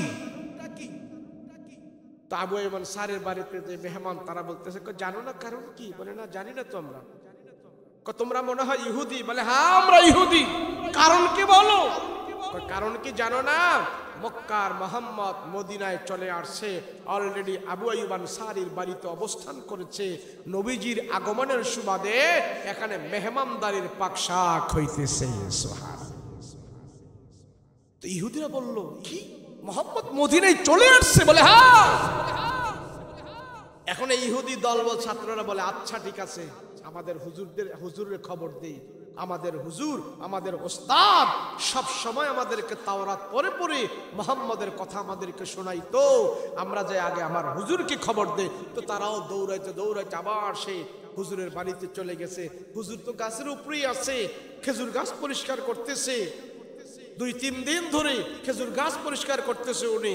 তো দৌড়ে যখন যে বলছে ওস্তাদজি তাওরাত পড়ে পড়ে যেই মুহাম্মদের কথা শেষ নবীর কথা আমাদেরকে শোনাইতেন সেই নবী তো মদিনায় চলে আসছে অলরেডি সেই মুহাম্মদের আগমনের সুবাদে সেখানে মেহমানদারির পাকশাক হইতেছে তো ইহুদি আলেম গাছের উপর থেকে এক লাফ দিয়ে নামলো নাইমা তোরা দাঁড়া আমি আগে মুহাম্মদকে দেখে আসি তো সে দৌড়াইয়া আসছে আবু আইয়ুব আনসারীর বাড়িতে আয়েশা আবু আইয়ুব আনসারীকে খোঁজা ভার করছে ও ভাই আবু আইয়ুব আরে তোমার বাড়িতে রেখে মুহাম্মদ চলে আসছে মদিনায় মুহাম্মদ আসছে তুমি দি আমাদেরকে জানাইলা না আবু আইয়ুব বলে কে তোদেরকে জানাবো কে তোরা তো ইহুদি তোরা তো নবীর দুশমন মুসলমানদের দুশমন ইমানদারের দুশমন রক্তীয় দুশমন বংশীয় দুশমন গোষ্ঠীয় দুশমন দেশীয় দুশমন তাদেরকে রাসূলুল্লাহর কথা আমরা জানাবো না তারা ইহুদি বেঈমান সে আলেম ইহুদি বড় আলেম কয় ভাই সবার সাথে আমারে তুলনা করো না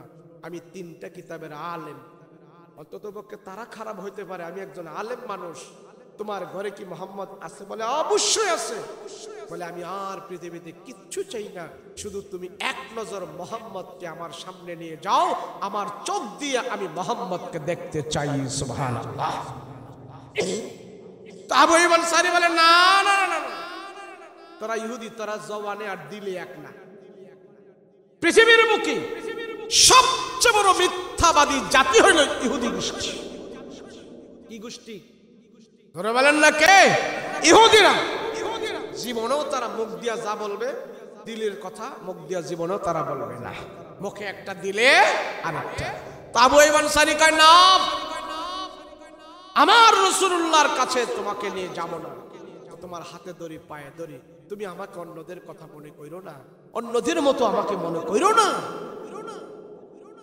আবু আইয়ুব আনসারী বলে ঠিক আছে তুমি যখন এত করে বলছো তা আমি নবীজির কাছে জিজ্ঞেস করে আসি তুমি যে আসছো রাসূল যদি অনুমতি দেয় তাইলে তোমারে আমি নিয়ে যাব তো এই ইহুদি বড় আলেমকে এখানে দাঁড় করায়া আবু আইয়ুব আনসারী যে রাসূলুল্লাহর কাছে বলছে ইয়া রাসূলুল্লাহ ইহুদিদের যিনি মদিনায় সবচেয়ে বড় আলেম উনি আসছে আপনার সাথে দেখা করতে নবীজি আপনি দেখা করবেন আল্লাহ রাসূল বলে তার নাম কি বলে তার নাম হলো আবু আইয়ুব আনসারী লোক তার নাম হলো আব্দুল্লাহ ইবনে সালাম তো রাসূল বলে আরে আমি তো তার নাম মক্কা থেকে শুনেছি সে ইহুদিদের বড় একজন আলেম সে আসছে দেখা করতে বলে হ্যাঁ বলে সে তো একজন আলেম আমি ইহুদি হিসাবে নয় সে যেহেতু আলেম তার একটা সম্মান আছে আমি রাসূল বলো আলেম হিসাবে তার সাথে আমি দেখা করব সুবহানাল্লাহ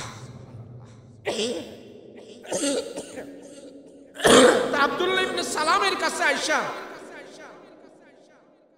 আবু আইয়ুব আনসারী বলতেছে আব্দুল্লাহ ইবনে সালাম তুমি ইহুদিকে বড় আলেম আমার রাসূল তোমাকে বলছে যাওয়ার জন্য তুমি আসো আমার সাথে তবে শোনো যদি তুমি ইহুদি হয়ে আমার রাসূলুল্লাহর সাথে যদি কোনো দুই নম্বরই করো কোনো বেয়াদবি করো আমি সেখানে কিন্তু তোমার সাথে নম্র আর ভদ্র থাকতে পারি না যদি তোমার দিলের কথা আর মুখের কথা এক না হয় আমার রাসূলের সাথে যদি তুমি কোনো বেঈমানি করো গাদ্দারি করো বেয়াদবি করো যে রাসূলকে আমরা জানের থেকে প্রাণের থেকে বেশি ভালোবাসি আমার হাত থেকে কিন্তু তোমাকে কেউ বাঁচাতে পারবে না আমার তরবারি দিয়ে তোমার কল্লা কিন্তু দুই টুকরা করে দেব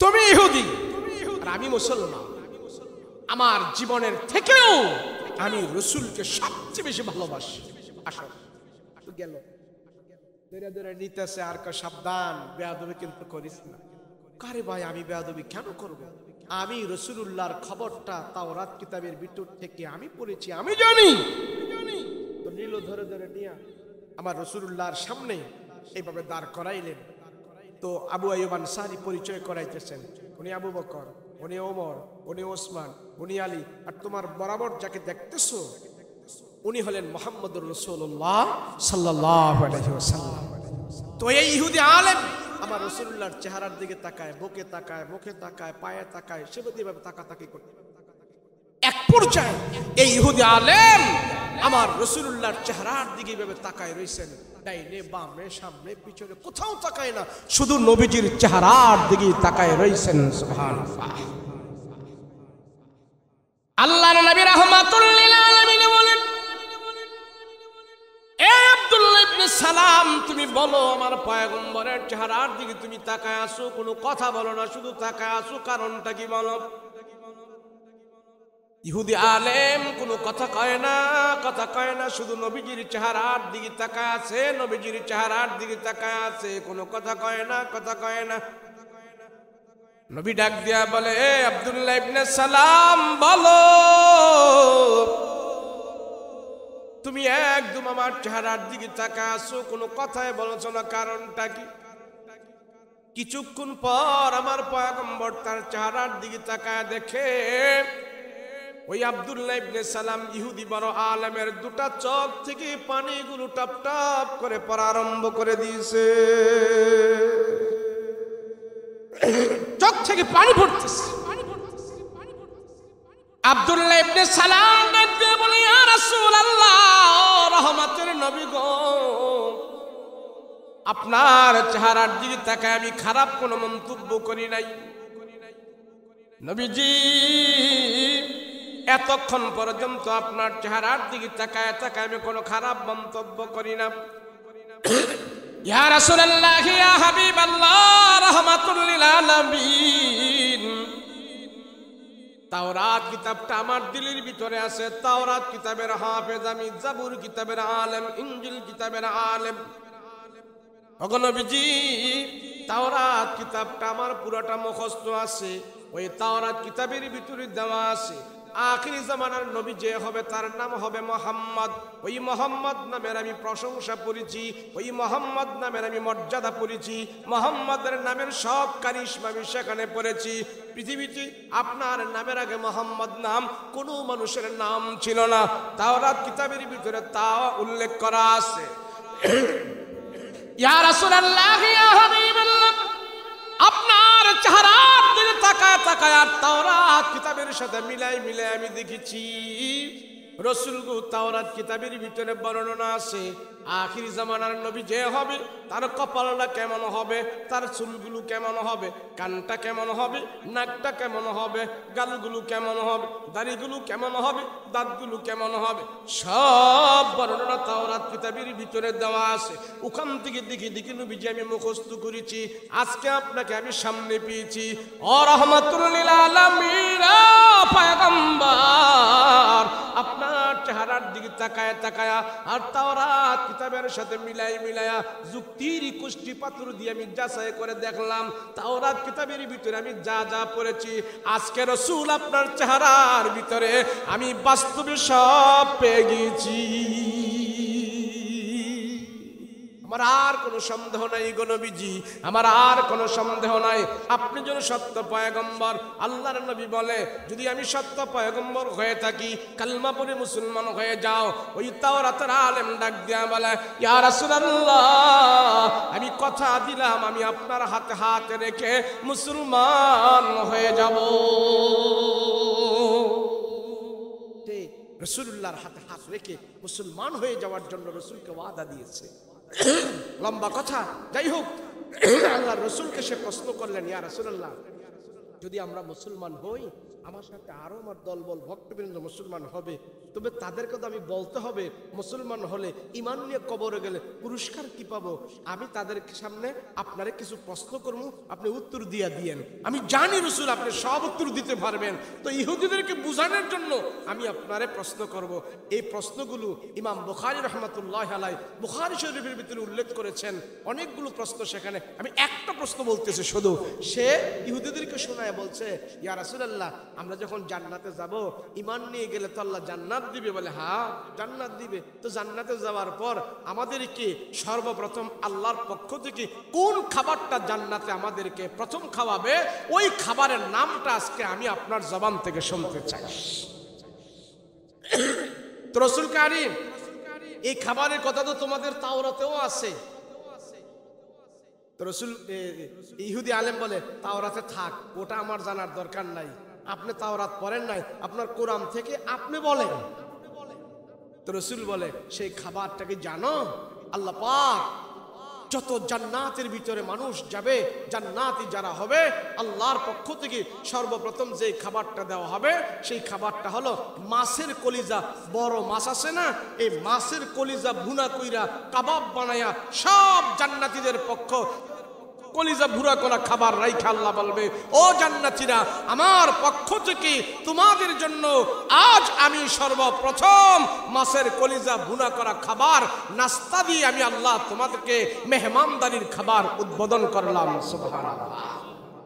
তো সেই ইহুদি আলেম বলে, সাদাক্তা ইয়া রাসূলুল্লাহ, আপনি সত্য বলেছেন, হুবাহুব এই খাবারের কথা তাওরাতের ভিতরে আল্লাহ পাক ঘোষণা করে দিয়েছেন।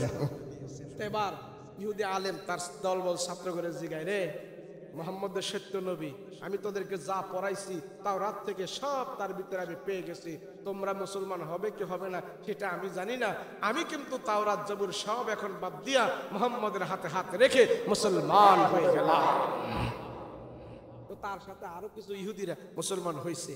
এখন মুসলমান হওয়ার পর এই আলেম কইতাছে, নবী গো, আমি তো ইহুদি, আর এখন আমার বাড়ি ঘর ইহুদি গো বাড়িতে, তো তাদের সাথে একটু তাল মিলে আমার চলতে হয়। তো নবীজি, আপনার কাছে আমার আবদার, মুসলমান যেহেতু হয়েই গেছি, সব মুসলমানের নিয়ম কানুন হুকুম হাকাম সব মানবো, কোনো সমস্যা নাই। তো এখনো তো ইহুদিদের বাড়িতে আমার থাকতে হয়, তাদের সাথে তাল মিলে চলতে হয়। নবীজি একটু যদি আমার সুযোগ দিতেন, রুখসত দিতেন। রাসূল বলে, কি বলে রুখসত না হইল? আমি ইহুদি অবস্থায় উটের গোশত খাইতাম না, দুধ খাইতাম। তো মুসলমান হওয়ার পরেও আপনি যদি আমার এটা কইরা দেন, আমি গোশত খাবো না, উটের দুধ খাবো, তাহলে ইহুদিরা মনে করবে তাদের সাথে আমি এখনো আছি।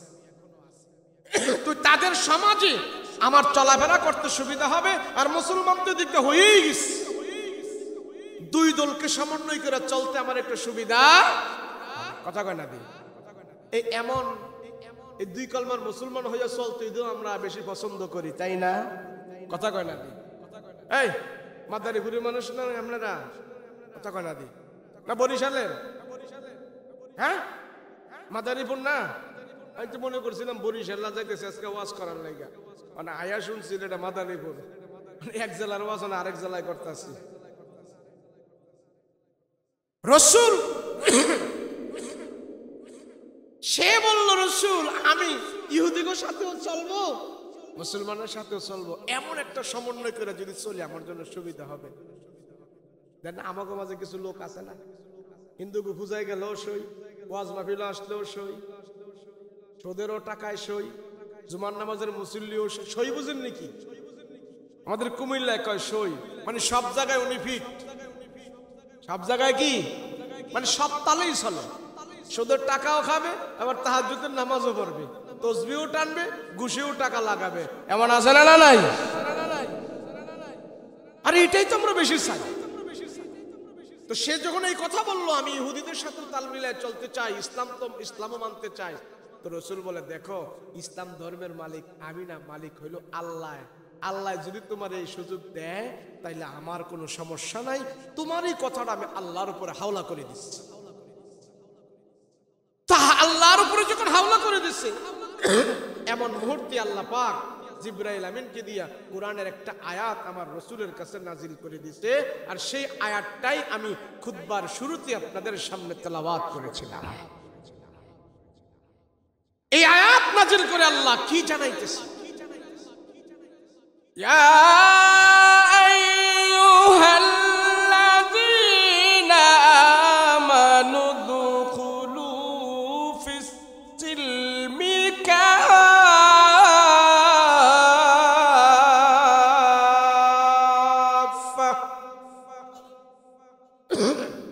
ওয়ালা তাত্তাবিউ খুতুওয়াতিশ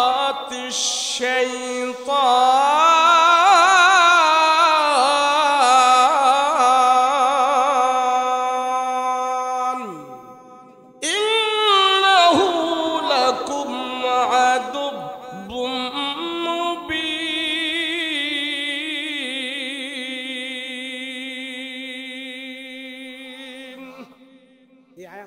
দিতেছে আল্লাহ। আল্লাহ জানাই দিয়া নবী গো হেরে জানাই দেন, যারা ইসলামের ভিতরে ঢুকতে চায় অর্ধেক অর্ধেক ঢুকলে হবে না, ইসলাম যদি মানে পুরাপুরি ভাবে মানতে হবে। ইসলামের ভিতরে যদি কেউ ঢুকে পুরাপুরি ভাবে ঢুকতে হবে। অর্ধেক অর্ধেক ঢুকার দ্বারা আল্লাহর তৈরি জাহান্নাম থেকে বাঁচতে পারবে না। কথা বলেন ঠিক কিনা? মানলে পুরাই মানো। আমাদের কুমিল্লায় কয় খাইলে পেট বইরা খা, নাইলে বাড়ি ছেড়ে যা, দেশ ছেড়ে যা। ইসলাম যদি মানতে হয় পুরোপুরি ভাবে মানতে হবে, অর্ধেক অর্ধেক মানলে চলবে না। কথা বলো ঠিক কিনা? আমার ব্যবসায়ী জীবন, আমার চাকরি জীবন, আমার পারিবারিক জীবন, আমার রাজনৈতিক জীবন, রোড থেকে নিয়ে সংসদ পর্যন্ত, দোকান থেকে নিয়ে আকাশ পর্যন্ত, সর্ব জায়গায় আমি যেখানেই থাকি সেখানেই আমার ইসলাম মেনে আমি থাকতে হবে। কথা বলেন ঠিক কিনা? আল্লাহ আমাদেরকে মানার তৌফিক দান করেন। কথা বলেন ঠিক কিনা? আল্লাহ যেন পুরোপুরি ইমান নিয়ে আমাদেরকে কবরে নিয়ে যায়। কথা বলেন ঠিক কিনা? আপনারা কি পুরা মানবেন না অর্ধেক মানবেন? কিছু কিছু না পুরা? কথা বলেন কিছু কিছু না পুরা? আচ্ছা, কিছু কিছুর দ্বারা কি সব কিছু ফায়দা হয়? কিছু কিছুর দ্বারা কি সব কিছু হাসিল হয়? হাসিল হয়। আপনার বাড়িতে মশায় কামড়ায় না? মশায় কামড়ায় না আপনার ঘরে? তো মশায় কামড়াইলে আপনারা কি করেন? কথা কন না, কি করেন? মশারি টানান। এখন মশারি টানাইয়া কেউ যদি তার মাথাটা, হাতগুলো অর্ধেকটা এভাবে মশারির ভিতরে ঢুকাইছে আর পা গুলো মশারির বাইরে রাখছে, মানে অর্ধেক মশারির ভিতরে অর্ধেক মশারির বাহিরে, তাহলে মশার কামড়তে বাঁচতে পারবে? কথা বলেন পারবে? সামান্য একটি মশা, ক্ষুদ্র একটি মশা, আমি যদি সেই মশার কামড় থেকে বাঁচতে হয় তাহলে আমার মাজা, কোমর, ঘাড়, কাঁধ সব মশারির ভিতরে ঢুকাইতে হয়। কথা বলেন ঠিক কিনা? ও মানুষ, আল্লাহর জাহান্নাম থেকে বাঁচতে হলে, পরকালে শান্তি পেতে হলে আমার পুরো জীবন শুরু থেকে নিয়ে শেষ পর্যন্ত 24 ঘন্টার জিন্দেগি আল্লাহর হুকুমের ভিতরে ঢুকাইতে হবে। কথা বলেন ঠিক কিনা? এজন্য যে যেখানে আছি সেখান থেকে আমরা কোরআন তেলাওয়াত করব, যে যেখানে আছি সেখান থেকে আমরা কোরআন মানব, যে যেখানে আছি সেখান থেকে আল্লাহর হুকুম মানব, যে যেখানে আছি সেখান থেকে আমরা 5 ওয়াক্ত নামাজ আদায় করব। রাজি আছেন ইনশাআল্লাহ? এই যে আপনাদের মসজিদ, এখানে এই মসজিদ 5 ওয়াক্ত নামাজ পড়ার জন্য না? 5 ওয়াক্ত নামাজ পড়ার জন্য মসজিদ না? তাহলে মসজিদের কাজ নাকি কিছু বাকি রয়েছে, এই কাজ পুরা করবো কে? এই মসজিদ, এনে মসজিদ নাই না, এটার বারান্দা রয়েছে, আরো রুমটার মধ্যে বসছি, চতুর্দিকে শীত আইতেছে, বসে থাকা যায় না। আল্লাহর ঘর মসজিদ, পৃথিবীর বুকে শ্রেষ্ঠ স্থান হলো মসজিদ, বাইতুল্লাহ। খানায়ে কাবার শাখা প্রশাখা তাম পৃথিবীর মসজিদগুলো, মসজিদের সাথে যার সম্পর্ক থাকে, রাসূল বলেন যাকে দেখতেছো মসজিদে আসতেছে যাইতেছে, সাক্ষী দাও তার ঈমান আছে। কি দাও? কথা কয় না, কি দাও? ঈমান আছে, সাক্ষী দাও।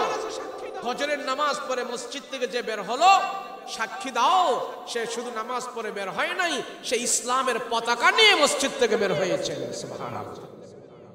এই মসজিদে কাজবাজগুলো বাকি থাকার জন্য, পুরা করার জন্য এমন আল্লাহর বান্দা আসেননি যে আমি পুরা কাজ করে দিব? আছেন কেউ? এই কাজগুলো করে দেওয়ার বান্দা আছেন কেউ? মাদারীপুরের মানুষ, আপনারা অনেক ধনী মানুষ, আল্লাহ মন দিছে, পয়সা দিছে। হ্যাঁ, আমি কিছুদিন আগে রাজুর পার হইয়া মোস্তফাপুর দিয়ে ভিতরে গেছিলাম। ভিতরে যাওয়ার পর কোন গ্রামে যে আমার নিচে আমারে বলে, হুজুর এটা সব ইটালি থাকে এখানকার লোক, এই গ্রাম আমরা ইটালি গ্রাম বলে।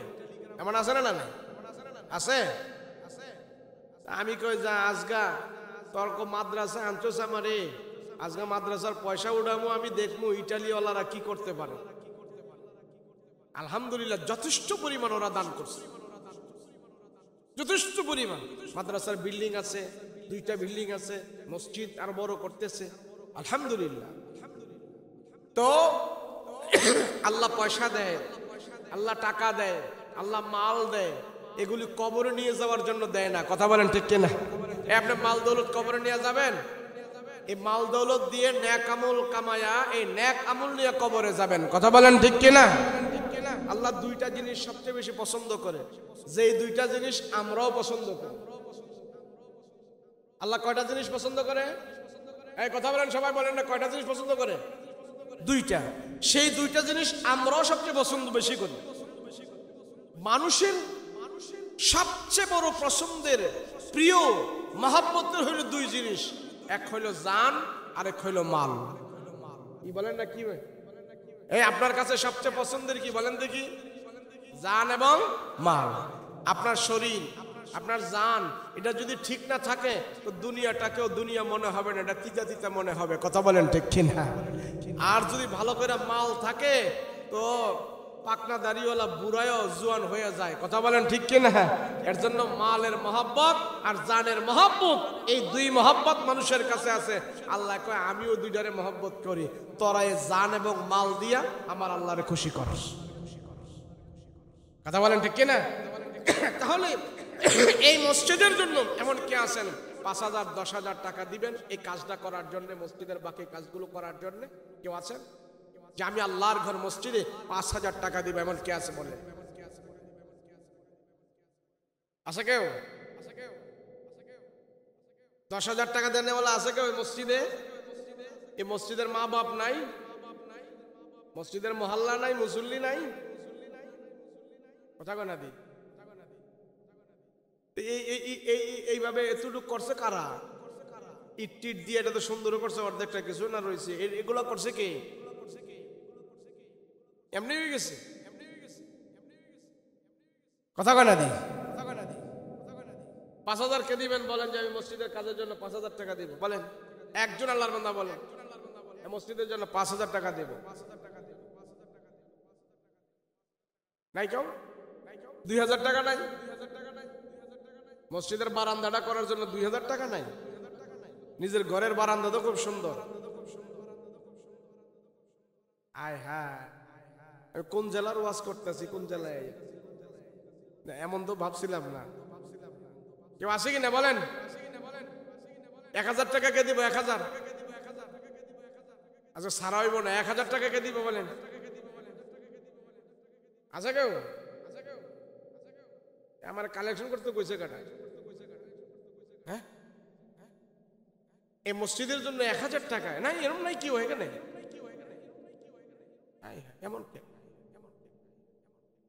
মুফতি নোমান আহমেদ সাহেব 1,000 টাকা দিবে। 1,000 টাকাটা কি হইব? ওনার সাথে আর যোগ হইবেন কে কে? 1,000 টাকা করে 10 জন ব্যক্তি বলেন যে 1,000 টাকা করে আমরা দেব এই মসজিদের এই কাজটার জন্য। আমার এলাকায় হইলে তো এখন কত টাকা উঠে যায় বলেন? নাম কি? রফিজউদ্দিন হাওলাদার। 1,000 টাকা। নারে তাকবীর।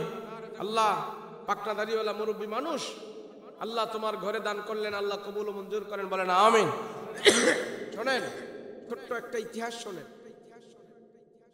পৃথিবীর বুকে সবচেয়ে গরিব মানুষ ছিলেন কুরাইশ বংশের মানুষেরা। কি বংশের? কুরাইশ বংশের মানুষেরা গরিব ছিল, অর্থনৈতিক দিক দিয়ে গরিব, আর বাকি চারিত্রিক দিক দিয়ে, নম্র ভদ্রতার দিক দিয়ে তারা খুব উন্নত ছিল। এই কুরাইশ বংশের মানুষের একটা আদত ছিল, অভ্যাস ছিল মেহমানদারি করা। কিন্তু গরিব, কিন্তু মেহমানদারি করার প্রতি তারা খুব উদ্বুদ্ধ ছিল। কেমন? এই যে আমরা হাজী সাহেবরা এখন তো অফ করি না যায় খানায় কাবা, আগেও মানুষেরা অন্যান্য নবীর আমলেও এই মানুষেরা আইসা খানায় কাবা তো অফ করত। তো প্রচন্ড রৌদ্রের ভিতরে হাজিরা যখন এইভাবে তোয়াফ করে, তো 7টা তোয়াফ করার পর খুব পিপাসা লাগতো রৌদ্রের কারণে। তো পিপাসা যা লাগতো, তো তোয়াফ করার পরে আপনি পানি পাবেন কোথায়? কিন্তু কুরাইশ বংশের লোকেরা দেখলো যত আল্লাহর ঘরের মেহমান হাজী সাহেবরা ঈশা তোয়াফ করে তারা খুব পিপাসার্ত হয়। তো তারা কি করলো? কুরাইশ বংশের মানুষেরা জমজম কূপ থেকে যায়া এই কূপের পানি বালতি দিয়া মহিলারা পুরুষেরা সবাই পানি উঠাইয়া যেখানে হাজির আইসা তোয়াব করা শেষ করে ওখানে আইসা তারা এই পানি নিয়ে দাঁড়ায় থাকে। আর তাদের দিলের ভিতরে হায় হায় আমরা গরিব মানুষ, এমন মানুষগুলো আল্লাহর ঘর তোয়াব করে ক্ষুধার্ত, তারা একটা কষ্টের ভিতরে আছে, অনেক পিপাসা লাগে, এমন মুহূর্তে তাদেরকে পানি কে উঠাই দেয়?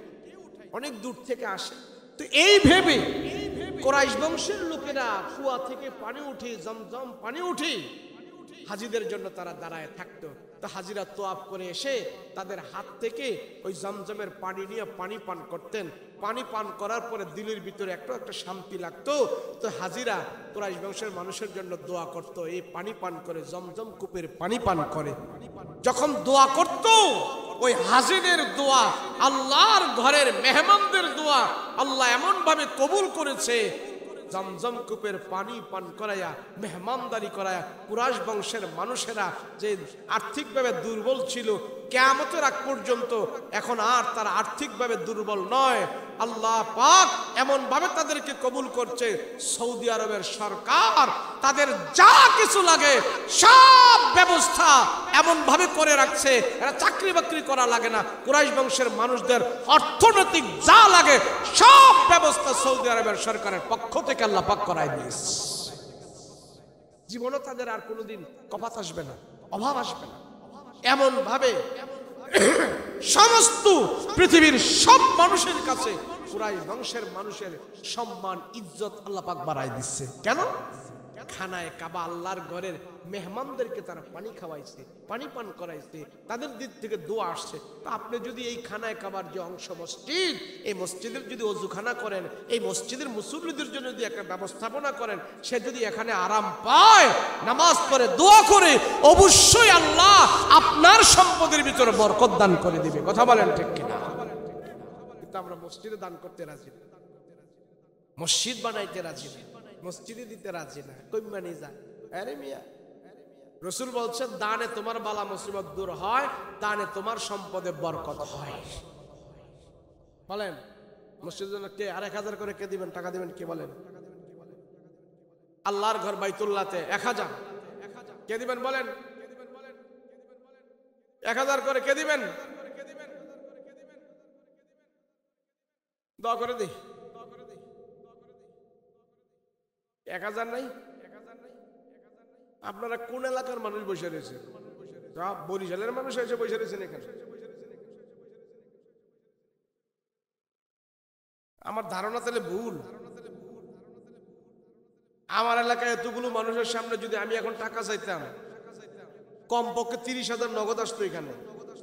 আলহামদুলিল্লাহ, আলহামদুলিল্লাহ বলতেছি। আমার এলাকায় কিছু কিছু মাদ্রাসা আছে, নগদ কালেকশন হয় 30 লাখ টাকা।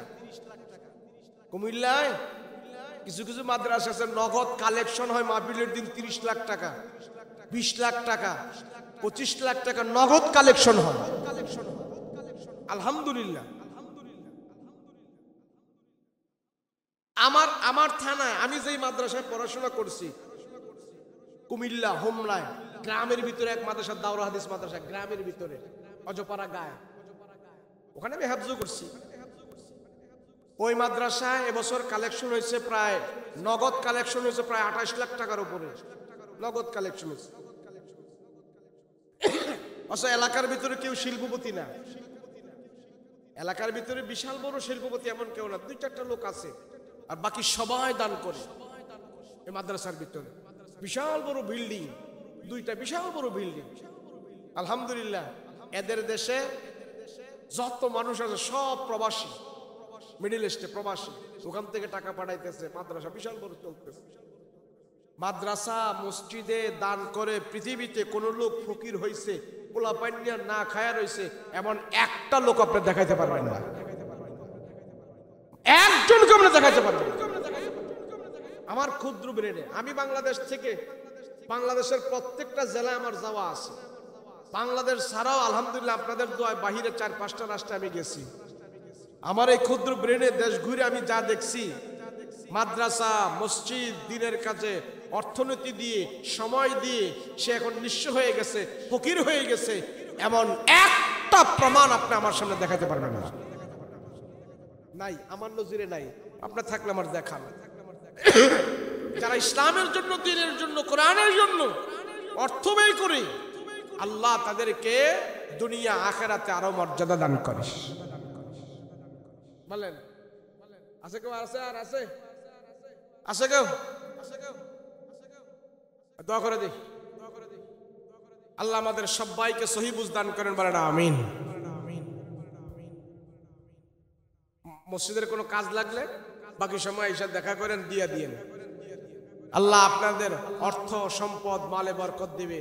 আল্লাহ আমাদের সবাইকে আপনি সহি বুঝ দান করেন, আল্লাহুম্মা আমিন।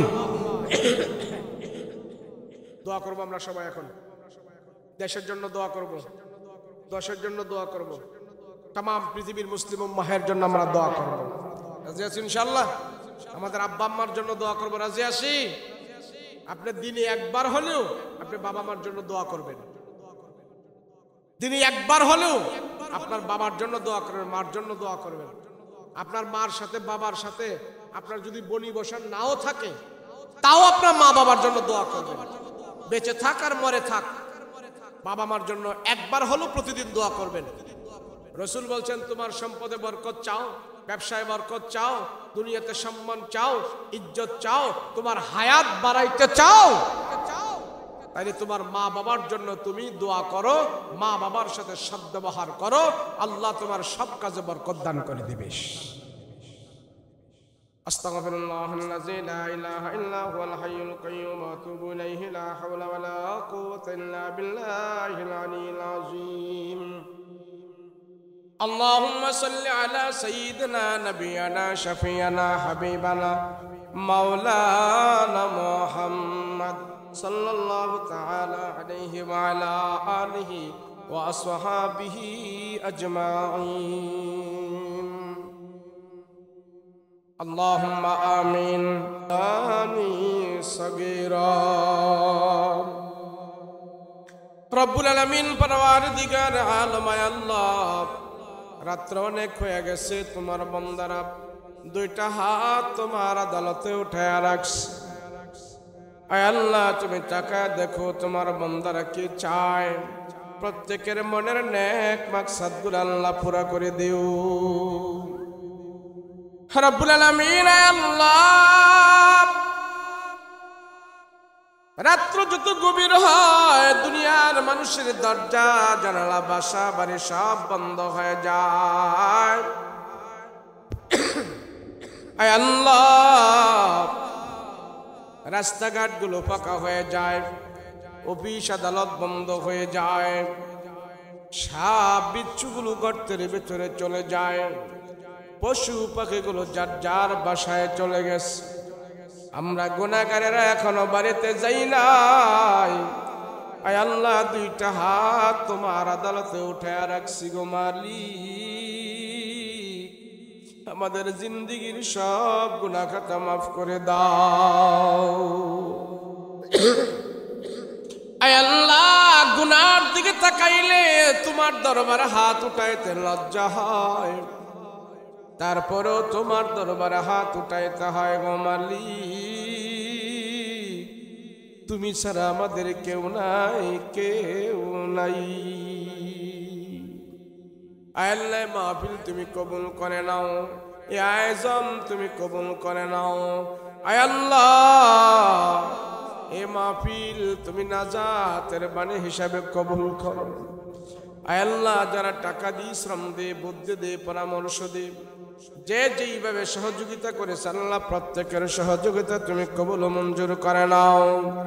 রব্বুল আলামিন আল্লাহ, টাকা দেখো কত পাকনা দাড়িওয়ালা, পাকনা চুলওয়ালা মুরব্বী বাবারা হাত উঠাইছেন। আয় আল্লাহ, বয়োজ্যেষ্ঠ বৃদ্ধ বাবারা হাত উঠাইছি, চুলদারি পাইকা গেছে, গায়ের চামড়া ঢিলা হয়ে গেছে, চোখের পাওয়ার নষ্ট হয়ে গেছে, দাঁত গুলো নাড়াচাড়া করতেছে। আয় আল্লাহ, সোজা হয়ে দাঁড়াইতে পারে না, লাঠি ভর করে করে তারা হাঁটা চলাফেরা করে। এমন বৃদ্ধ বাবা যাদেরকে আল্লাহ তুমি মাফ করে দাও। আল্লাহ, জীবনে বহুত মুনাজাত করেছি, জানি না কোন মুনাজাত তুমি কবুল করেছো। আল্লাহ আজকের মুনাজাত তুমি কবুল করে নাও। আজকের মুনাজাত তুমি খালি ফেরত দিও না গো আল্লাহ। আজকের মুনাজাত তুমি খালি ফেরত দিও না। আল্লাহ तमाम পৃথিবীর বুকে যত মুসলমানেরা অন্ধকার কবরে ঘুমায়, আল্লাহ প্রত্যেকের কবরে তুমি আজকের মাহফিলের হাদিয়া পৌঁছে দাও রব্বুল আলামিন। যারা ইসলামের দুশমনী করতেছে আল্লাহ তাদেরকে হেদায়েত দান করে দাও। যারা দেশের দুশমনী করতেছে আল্লাহ তাদেরকে হেদায়েত দান করে দাও। আয় আল্লাহ এই বাংলাদেশের প্রতি তুমি রহমত বরকত দান করে দাও। আমরা সবাই মিলে মিশে যেন চলতে পারে সে তৌফিক দান করে দাও। আয় আল্লাহ আমাদের মা বাবা যারা অন্ধকার কবরে আছে আল্লাহ প্রত্যেককে কবরের আযাব থেকে তুমি মুক্ত করে দাও। মা বাবার কবরে তুমি জান্নাতের বিছানা বিছিয়ে দাও। মা বাবার কবরে তুমি জান্নাতের আলো জ্বালিয়ে দাও। মা বাবার কবরের ভিতরে তুমি জান্নাতে হাওয়া চালু করে দাও রব্বুল আলামিন। আল্লাহ এমন সন্তান এখানে আছে আল্লাহ তার মা বাবা কবরের ভিতরে চলে গেছে, নিজের হাত দিয়া নিজের মারে কবরের ভিতরে রাখছে। এমন সন্তান এখানে হাত উঠাইলো, এ হাত দিয়া তার মা বাবারে কবরের ভিতরে ঢুকাইছে। এ হাত দিয়া মা বাবার কবরে মাটি দিছি। এ হাত দিয়া মা বাবার কবরে বাঁশের পালটা বিছাইছে। ওই হাতগুলো আজকের মা বেলে তোমার আদালতে উঠাইয়া মা বাবার জন্য দোয়া চায়, ক্ষমা চায়। আল্লাহ মা বাবার কবরের আযাব তুমি বন্ধ করে দাও। আল্লাহ পিতা মাতার কবরে আযাব দিও না, দাদা দাদির কবরে আযাব দিও না, নানা নানির কবরে আযাব দিও না। মরিয়া গিয়াছি যাদের মা ও বাপ আল্লাহ তুমি করে দিও তাদের গুনাহ খাতা মাফ রব্বুল আলামিন। আয় আল্লাহ একদিন আমরা তো মৃত্যুর কোলে ঢলে পড়তে হবে। আমরা তো একদিন 3.5 হাত কবরের ভিতরে যেতে হবে।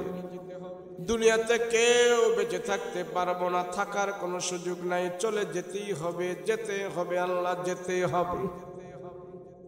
হে আল্লাহ ও আসমানের মালিক আল্লাহ, আমরা যেহেতু দুনিয়ার জমিন ছেড়ে চলে যেতেই হবে, তুমি আমাদেরকে ঈমানে মরণ দিও, বেঈমানে মরণ দিও না, মুনাফিকে মরণ দিও না, জাহান্নামী মরণ দিও না। আল্লাহ তুমি আমাদেরকে জান্নাতি মরণ দান করিও। আল্লাহ ঈমানে মরণ দিও, আল্লাহ ঈমানি মরণ আমাদেরকে দিও, শাহাদাতের মরণ দিও, রোডগার্ডের অ্যাক্সিডেন্ট থেকে আমাদেরকে বাঁচায়া দিও। আয় আল্লাহ রাস্তাঘাটের অ্যাক্সিডেন্ট দুর্যোগ থেকে আমাদেরকে বাঁচায়া দিও। কঠিন রোগ শোক বিমারি থেকে আমাদেরকে শিফা দান করিও, শিফা আজালা কামেলা দান করে দিও। আয় আল্লাহ জীবনে বহুত মুনাজাত করেছি, জানি না কোন মুনাজাত তুমি কবুল করেছো রে আল্লাহ। আজকের মুনাজাত তুমি খালি ফেরত দিও না আল্লাহ, আজকের মুনাজাত তুমি খালি ফেরত দিও না। এ মাহফিল তুমি কবুল করে নাও, এ মাহফিল তুমি কবুল করে নাও, নাজাতের উসিলা বানিয়ে দাও। আল্লাহ শেষবারের মতন ফরিয়াদ ও মালিক, জীবনে একবার হলেও তুমি মক্কা মদিনা যাবার তৌফিক দান করে দাও। সোনার মদিনায় আমাদেরকে নিয়ে যাও আল্লাহ, নবীর রওজার পাশে দাঁড় করিয়ে দাও। নবীরে আমরা প্রাণ ভরে সালাম জানাবো, নবীর রওজা মুবারক আমরা সচক্ষে দেখবো গো আল্লাহ। নবীর রওজার পাশে আমাদেরকে দাঁড় করায়া দাও। আর যদি না যাইতে পারি ঘুমের ঘরে পয়গম্বরের নূরানি চেহারাটা স্বপ্ন যোগে দেখাইয়া জাহান্নামের আগুন হারাম করে দাও। ওয়া সাল্লাল্লাহু তাআলা আলাইহি ওয়া আলা আলিহি ওয়া আসহাবিহি আজমাইন। সুবহান রাব্বিকা রাব্বিল ইজ্জাতি আম্মা ইয়াসিফুন ওয়া সালামুন আলাল মুরসালিন ওয়ালহামদুলিল্লাহি রাব্বিল আলামিন। বিহাক্কি লা ইলাহা ইল্লাল্লাহু মুহাম্মাদুর রাসূলুল্লাহ।